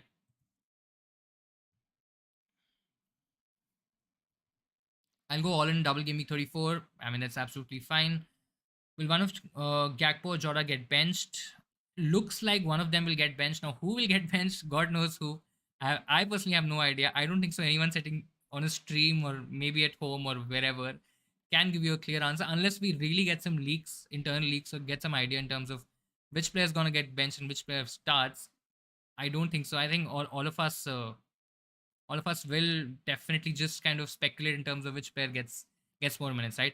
I mean, both of them can get benched together as well. That's also a possibility. I still don't think so that's going to happen. I think one of them definitely starts, and I have my bet on Jota because of the fact that Gakpo has played more minutes in recent games. I think Gakpo for me gets a rest and Jota starts, but let's see. Just want a clean sheet from Liverpool. Looks tricky to be very honest. I mean, and that's the reason I'm not very comfortable with Trent and Robertson because they can lose that clean sheet. I mean, yes, they've also gone on a run of 4 or 5 clean sheets together. They've gone on a run where they've not had a clean sheet for majority of the season. So I mean, Liverpool's defense is still a bit itchy for me. I mean, I'm still not very very confident. Yes, the fixture definitely states that there is potential for a clean sheet, but it's the Premier League, right? Even the bottom teams can score goals. I mean, even if Southampton score a goal against Arsenal, you shouldn't be surprised because of the fact that it's the Premier League and all teams absolutely go for it. So yeah, just want to share my team here: Johnston, Trent, White, Moreno, Salah, Gakpo, Martinez, Son, Jesus, Watkins, Kane. That's a good team. But it's relying a bit too much on Son and Kane, and I'm not very sure. It's a great combination to have. It's a brilliant differential combination to have, but it's against Newcastle. If this fixture was maybe against a different team, maybe somebody like a Leeds, for example, I think I would have been a lot more comfortable. But because of the fact that it's Son and plus Kane versus Newcastle away, I'm still not very confident. Considering 34 game week 34, we have Man City and Liverpool doubling, so we'll get Grealish in as he's been fantastic. I mean, yeah, let's just hope Grealish is also a feature by that point because the fact that Foden is now returned in training and Foden will get minutes. We might see, Foden maybe sharing minutes with Grealish and maybe Mahrez getting a start there. Maybe Silva is starting on the right side. That's absolutely a possibility. But yeah, I think time, of course, time will tell. Maybe the FA Cup game also kind of gives us an inkling. If maybe Foden gets a start there, then I think as a Grealish owner, we may have to think or temper the expectation there. Maybe look at alternative options in terms of going for a Man City option. Let's see. I mean, I think it's too early to speculate right now. Maybe the FA Cup game and Gaming 33 will of course give us some idea in terms of what's happening with Man City and what's happening on that left side of attack of Man City. So yeah, let's see. Are you wearing a hairband? I am wearing a hairband.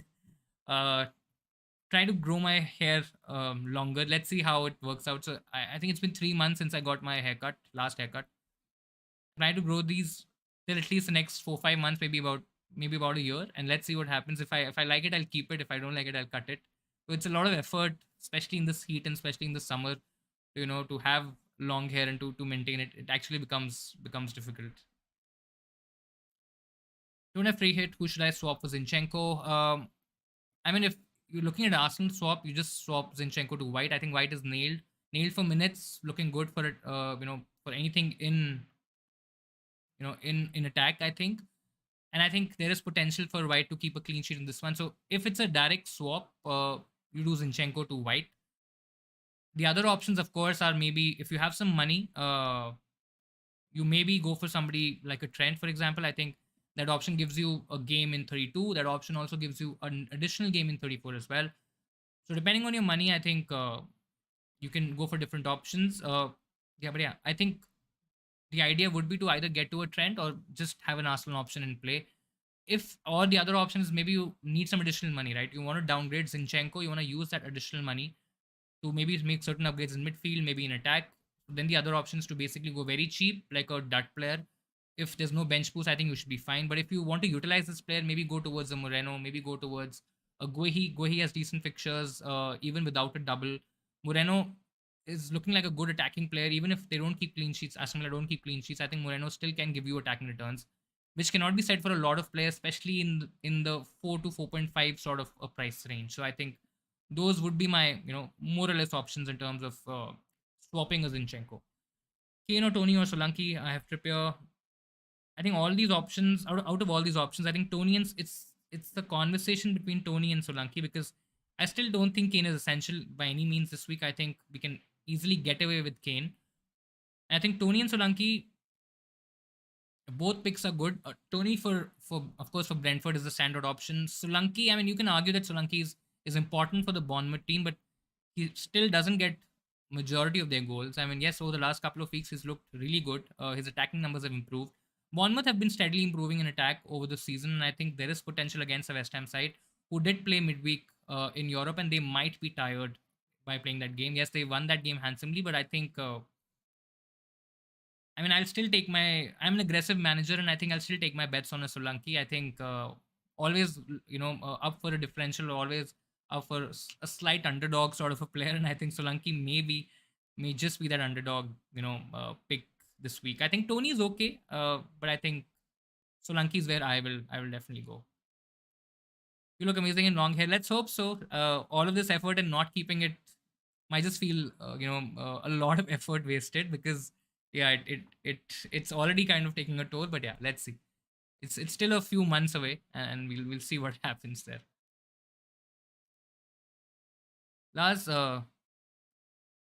is that a salam or is maybe written something else? I'm sorry, I didn't get that. Indian Haaland.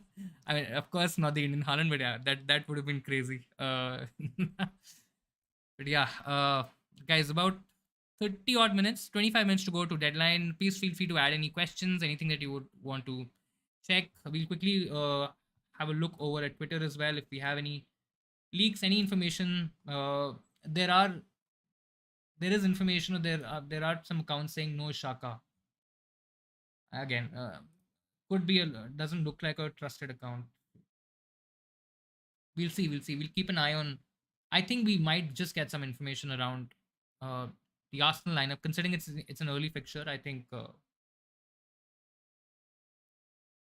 yeah. Right now we do not have any sort of leak, but I'm still expecting something to come. Maybe about 5 10 minutes before the deadline. Let's see. We'll keep an eye out for that.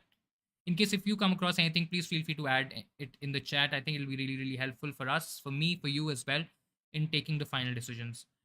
Should I sell Rashford for Eze? I mean, Rashford is fit, and I think he should be fine for 34. So Eze, I mean, it depends, right? What other United cover do you have? What other United cover do you really want for Gaming 34? It depends on that as well, because I would definitely want, if nothing, right? If I'm not going with a Shaw, if I'm not going with a Bruno, I think I'll still want Rashford in the team because I think he should be fine for Gaming 34. So I can sell Rashford for Eze. I can utilize the fixture this week, the additional fixture this week. I mean, if you do have Shaw, I'll still I can sell him, but then the advantage here is very short, right? Because I'm looking at game week 32, where of course Eze has a fixture, Rashford doesn't.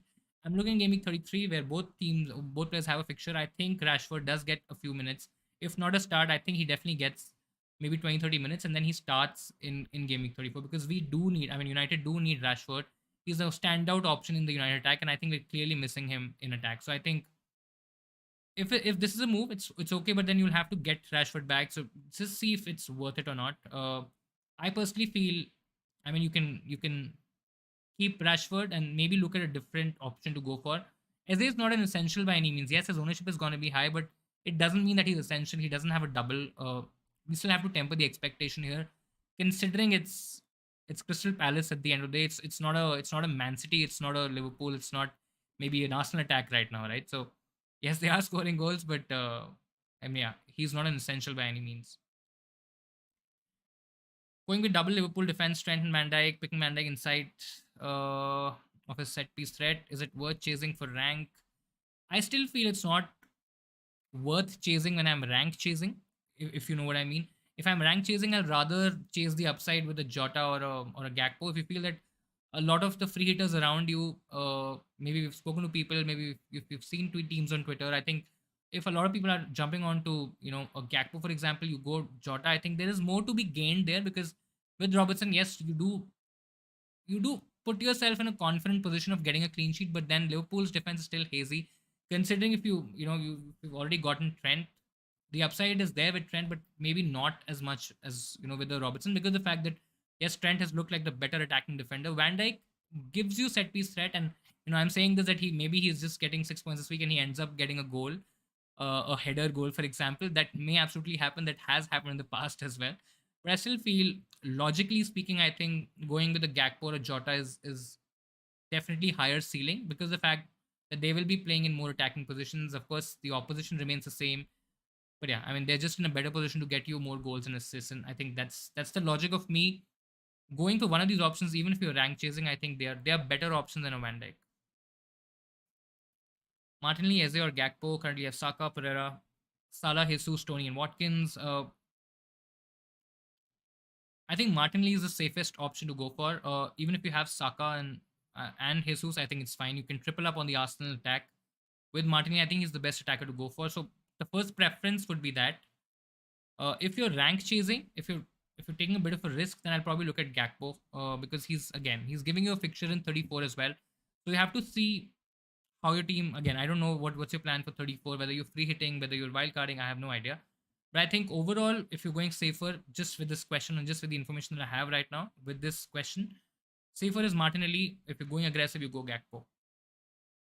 Should I go with the safer option as I'm currently sitting in 30k? After hearing what you said, I have two options now. Option A is Trippier, Isak plus Saka. Option B is White, Son, Kane. I'll still stick with, I mean, if I'm at 30k, I'm also at 30k at the moment.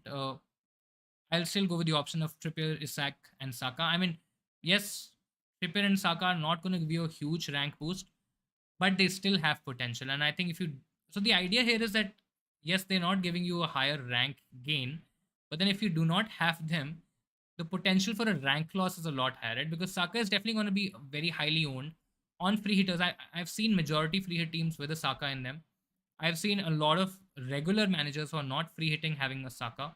And then of course Trippier I think is the same case, right? Trippier is there in every team right now. Yes, he may not get a clean sheet. He may get a clean sheet. I mean, it's up for debate, but I think not having Trippier and Saka could be massive for your sort of rank. And I think it's not even that Son and Kane have a very high potential, right? Yes, I mean one of them may get a goal, and Newcastle don't get a clean sheet, so you kind of get away with not having Trippier. But as a combination pick, I still feel there's a better Arsenal attacker to go for. There's a better Liverpool attacker to go for. If I'm going for a differential, I'd rather go for an Eze or a Bowen or a Madison as well. I mean, they're not outside shot. I mean, there are outside shouts, but I think they're still in that range of sensible decision making, and maybe not going with the Son and Kane. But again, yeah, at the end of the day, weirder things have happened. Maybe Tottenham absolutely smashed 3 or 4 goals. It just doesn't look like it's gonna happen.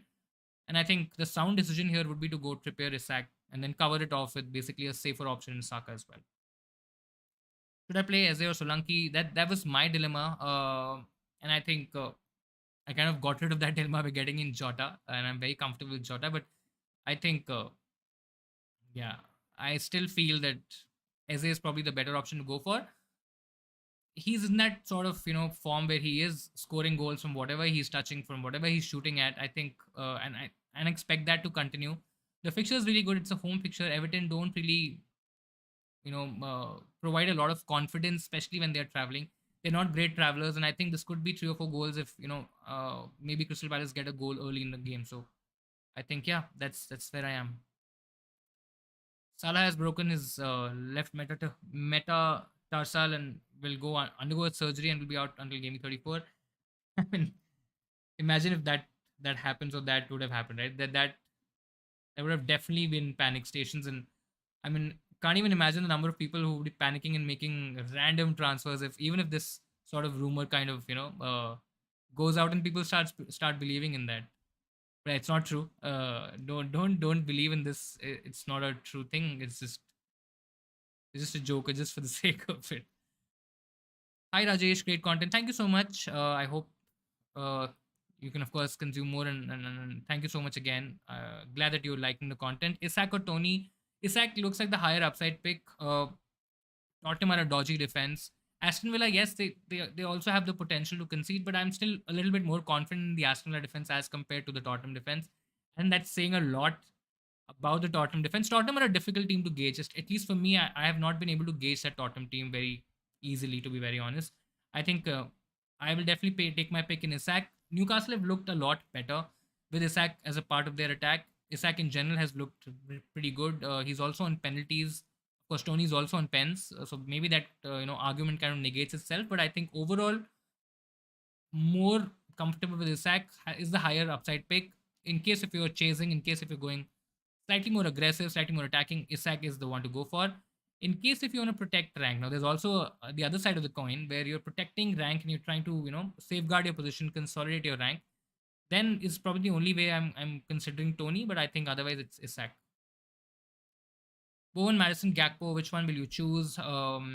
If it's choosing one of these options, I think Gakpo is the better pick. If it's a free hit, I mean, you can make a case for Bowen, Madison. If it's not, if it's a regular transfer, I think Gakpo definitely is the better option. Gives you a fixture, gives you a double fixture in Gaming 34 as well.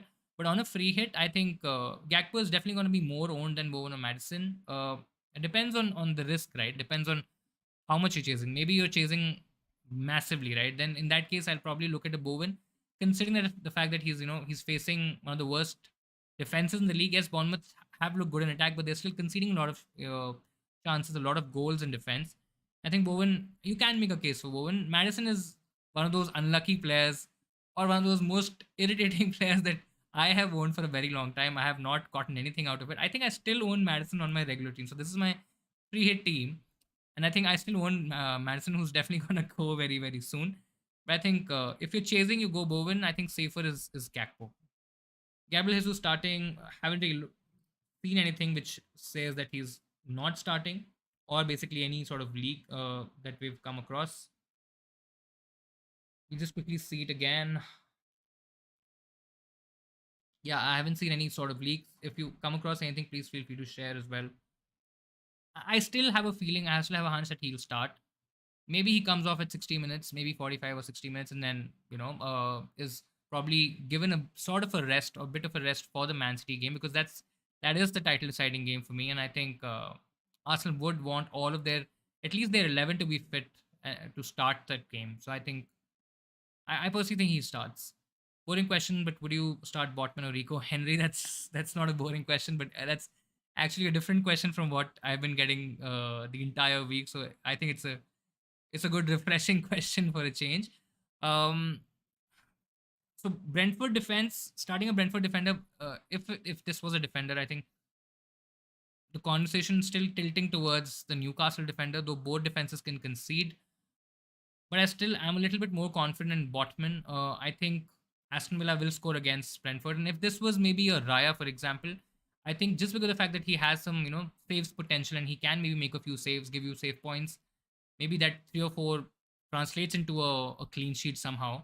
But I still think there is more potential in going for somebody, like a Botman. I know that you might be having Trippier, so you're already kind of safeguarded that risk or that rank loss for the Trippier, and you don't have to go with somebody like a Botman. But I think still, I'm still a little bit confident because it's Newcastle.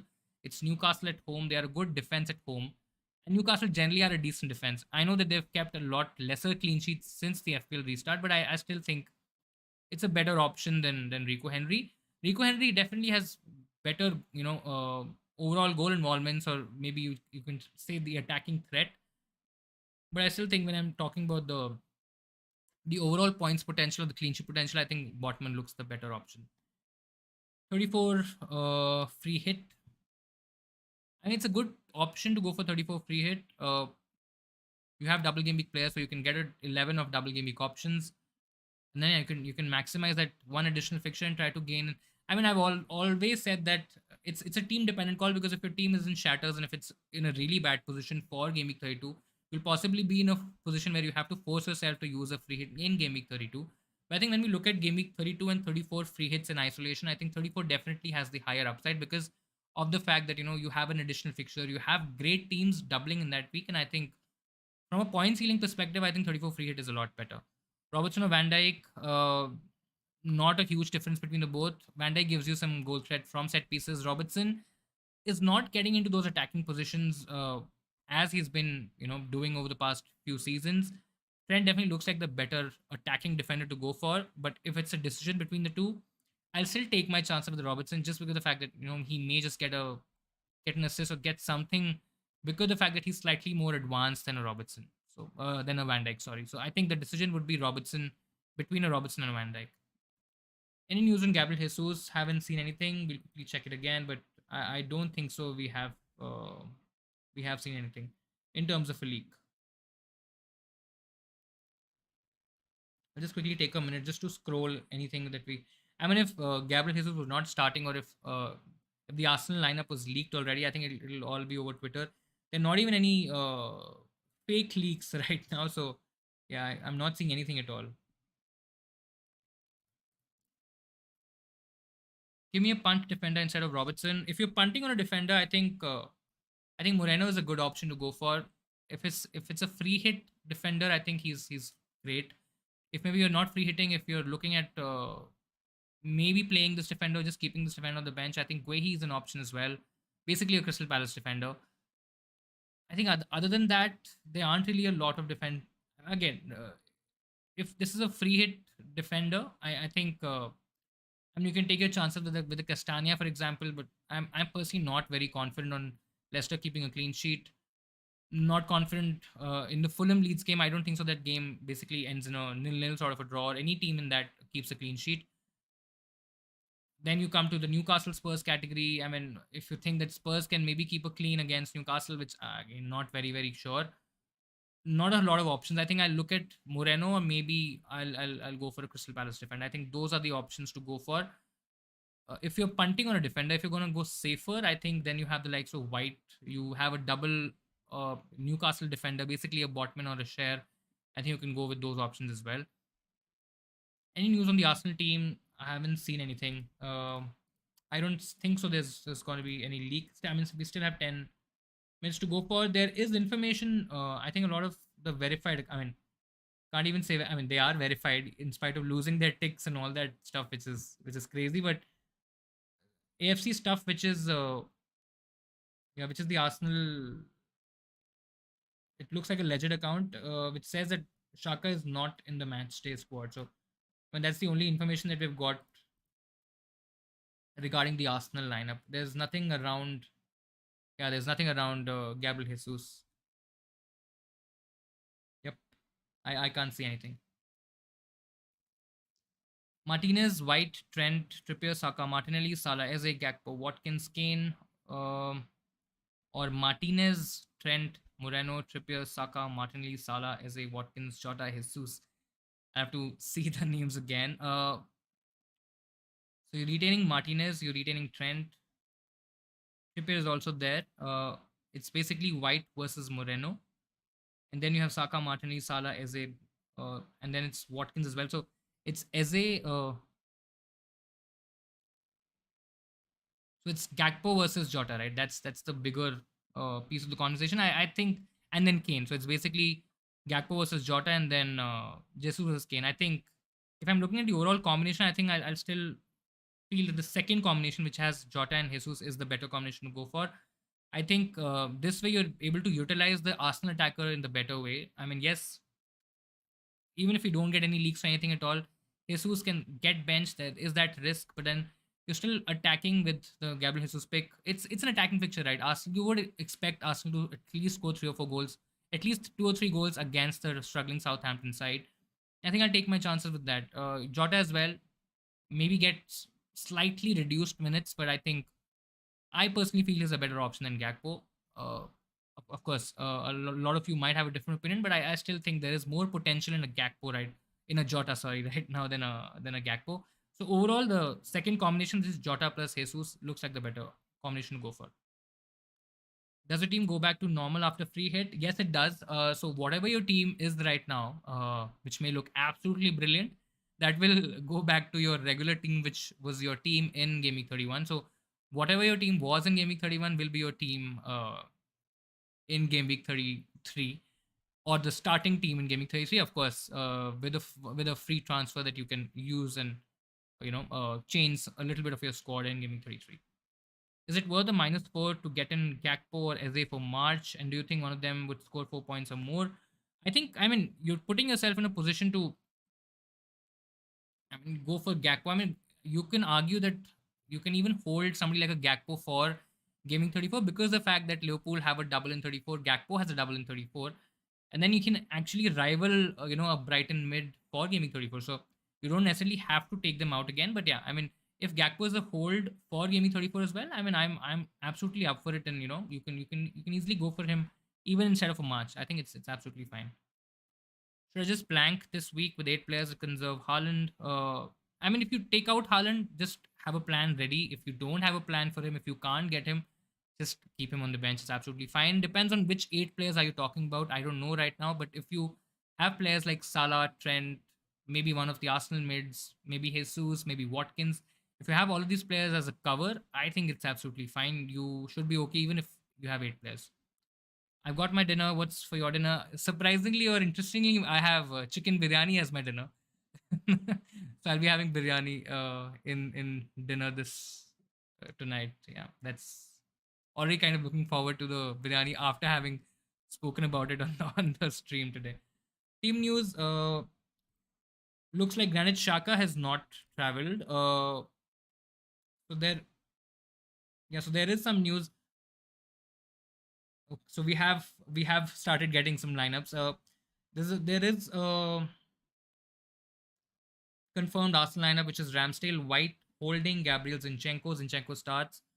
Thomas Partey, Odegaard, Vieira, Saka, Trossard, Martinelli. So Gabriel Jesus is not there. There is one account tweeting. I mean, they're not. There's a journalist account which is tweeting that Gabriel Jesus, Saka, and Martinelli all start. So this will be a more genuine account. But let's see. Let's wait for a couple of more minutes.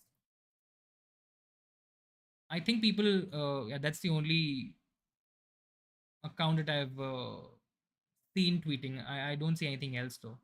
Might be just a. I mean, the ex journalist. It was an ex journalist though. That might still be genuine, but the other account may not be. Yeah, that may not be the most genuine account to follow. I think it's fine. I think I'll still stick to Gabriel Jesus. I think there is potential to for good points in there. So yeah, that's what it is.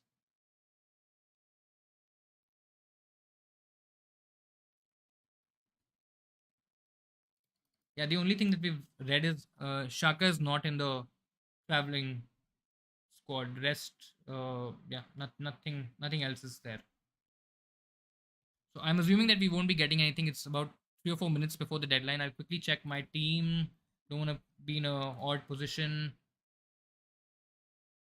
So Jota, Jesus, Watkins, Salah, Saka, Martinelli, Eze, midfield, Pereira, Guehi, Zuma on the bench, Iverson as the bench goalkeeper, Captaincy is Salah, vice captaincy is Martinelli, free hit is active. I think we're good to go. Top three goalkeepers for the rest of the season during this week. I mean, if you're looking at this week, I think Johnston could be a good option. This has the Spurs tricky game. I mean, the only risk with Johnston is that Guaita might come back and might take that place. But if that doesn't happen, I think Johnson is a good option. You can easily have him. Otherwise, I think Edison would be my potential keeper. Or I know Edison's not playing this week, but I think Edison would still be my keeper because of the fact that there's no easy entry in the Man City defense. And I think he does provide us an option there. I mean, you can go for Arsenal keepers, Newcastle keepers, but I just feel Pope could be an option as well. But yeah, if I just consider or I neglect this week, I still think Edison is the one to go for. Sharing is caring. I'll name it. Trent, Martinelli, Saka, Watkins, Tony Trippier, White, and Botman. It's a solid team. I mean, you don't have to go with other options. I think you're covering off your Arsenal options, you're covering off Watkins, you're covering off your Newcastle options. Salah is a big miss. I don't see Salah. So if Haaland gets you the route to Salah, you take out Haaland, get in Salah, try to figure out a way to get back Haaland next week. I think that would be my advice.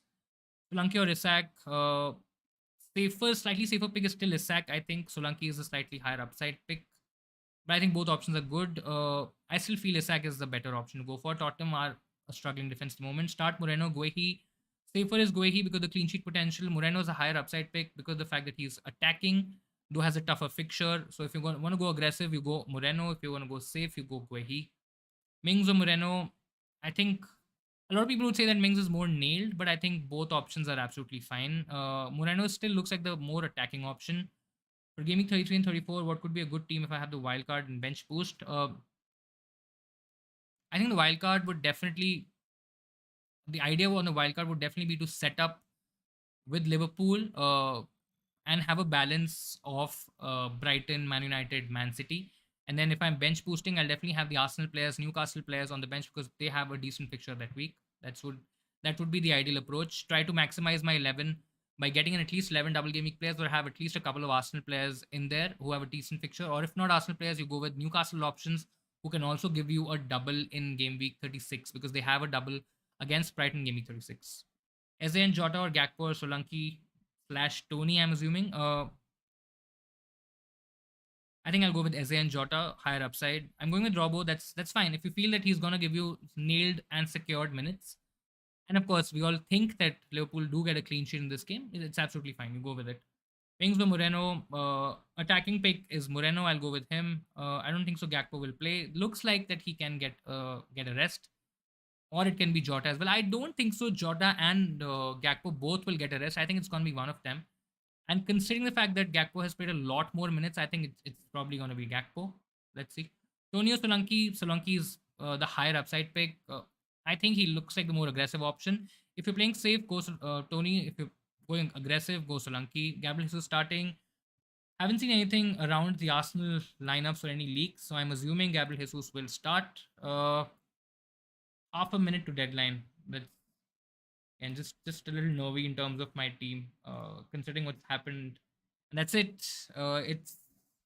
That's it. Let's just hope my team was saved, your team was saved, and your captain was saved. I think mine was not because I did check it a couple of times just to be sure. But yeah, thank you so much, guys. Thank you so much for joining. Do hit like, do subscribe to the Insanely Football YouTube channel if you've enjoyed the stream today. Of course, we've been doing this for the entire season. This will also continue for the rest of the game weeks. And we are locked in. All the best for Game Week 32. I hope you guys get amazing and huge, massive green arrows. And all of us have a good time, have a good chat, are in a very nice, jolly, good mood next week as well.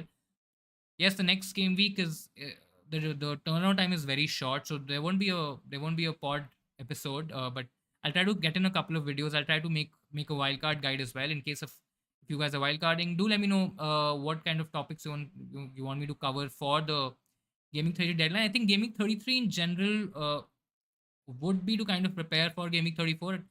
It could be a lull sort of game week for my team. I don't even remember my normal team, which was my team in Gaming 31, but I think I do have Madison, I do have Kane, and I think those would be my transfers. I'm looking to offload Kane, Let's see what happens in Game Week 32. But I think that would be the approach, and it's kind of building towards a good, strong double, because I think a lot of free hitters would be playing the free hit. I think in 32, not many would be having it left for 34.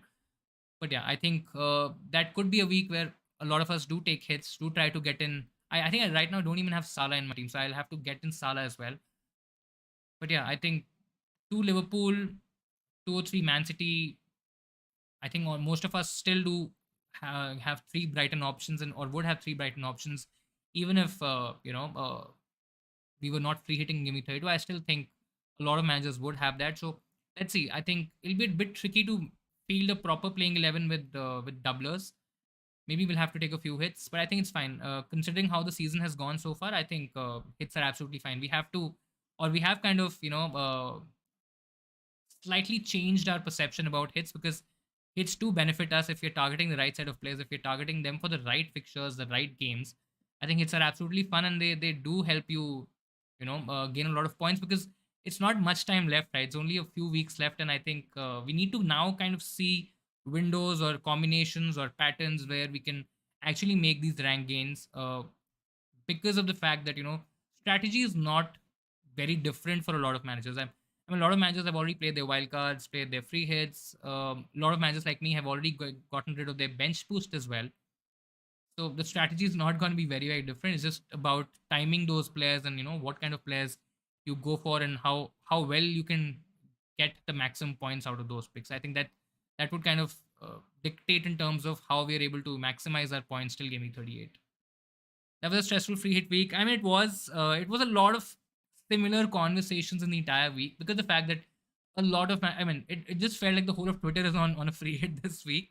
If you would have checked out Twitter, if you've gone on to accounts, etc., everybody was tweeting about similar set of players to go for on a free hit. But I'm glad it's over. Glad it was a Friday deadline. You don't have to take this for another day, because it was, again, as I said, very similar in terms of the questions that came in terms of the teams that have kind of been locked in. But let's see. I think let's see what wins, the Twitter template, or managers like not me for sure, who've gone for Bowen, who've gone for Pereira, who've gone for Madison, who've gone for Kane, for example. I mean, Kane could absolutely smash it this week, and a lot of us who are not. I mean, I've not seen many free hit teams with Kane in it, but yeah, regular managers who are not free hitting this week would most likely have Kane in their team. So I think that could be an advantage for them if they get those Kane points. But let's see. See you next week. I hope you had a good time. Do subscribe to the channel if you've not done that, and I'm sure we'll catch up again.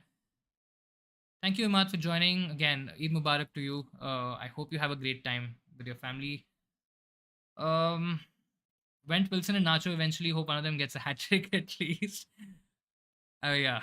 Uh, let's just see. Let's just see. I think. I mean, hat trick could be very interesting. I mean, imagine somebody like Iheanacho absolutely demolishing Wolves. I still feel it's not going to happen, but it'll be great if it happens. Great for FPL, and I think great for us also, kind of looking into not templates and looking into different options, right? Because we need different players to give us the rank boost. It's just sad that Leicester are in such a spot, and we're not able to get in players like Iheanacho, because whenever I have seen Iheanacho play in that Leicester tag, I mean, he does really, really well. And I think Wilson also might be a very underrated option, which majority of the FPL managers are not even thinking, right? So great if you've gone for them. Great if they actually come off. I'll be really, really happy.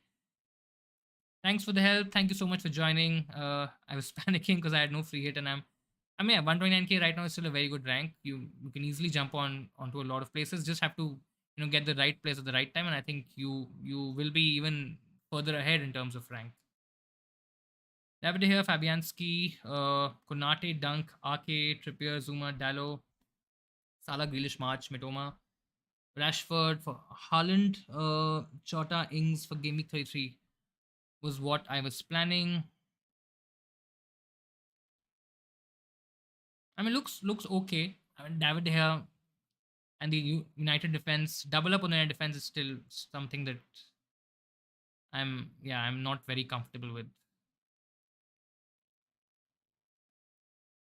I think having Haaland does look very, very important, even if it's the fixture against Arsenal. I think Aaron does look like a player that is or possibly can, get you a lot of rank loss, and I think covering that off is absolutely fine. Grealish is still a very interesting option. I think a lot of managers might be in a position where they would be faced with having Grealish, and if Foden starts getting minutes, I think it'll be very tricky to see what happens there. I think that might be an additional forced transfer, which not a lot of FPL managers are planning. But I think yeah, that let's see.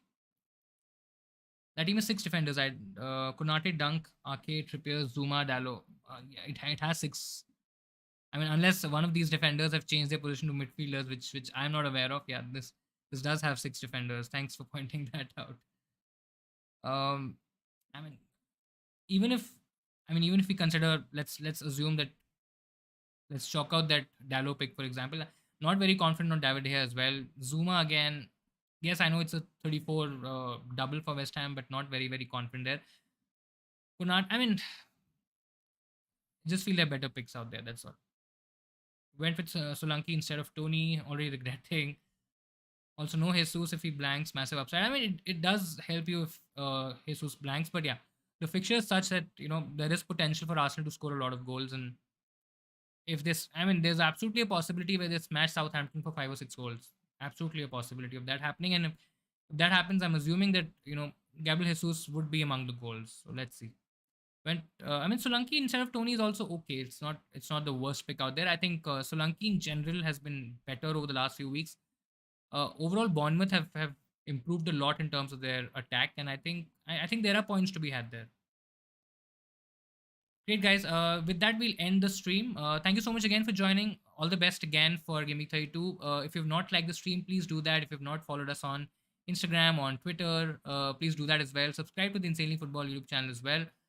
If you've not checked our Insanely Football blog, you can also check that out. There's a link in the description. You can also just go on insanelyfootball.com and you'll basically come across the Insanely Football blog. There's a lot of good stuff that goes out every week, and I'm sure you would not want to miss that. So do check that out. And yeah, if you have any feedback, always feel free to just DM me on Twitter. You can reach out to me on Instagram as well. I'm always up for a chat there. Thank you so much again. That'll be all from my side. I'll be signing off, and there will be a deadline stream before Gaming 33 as well. It's a midweek deadline. I think it's a Tuesday night deadline.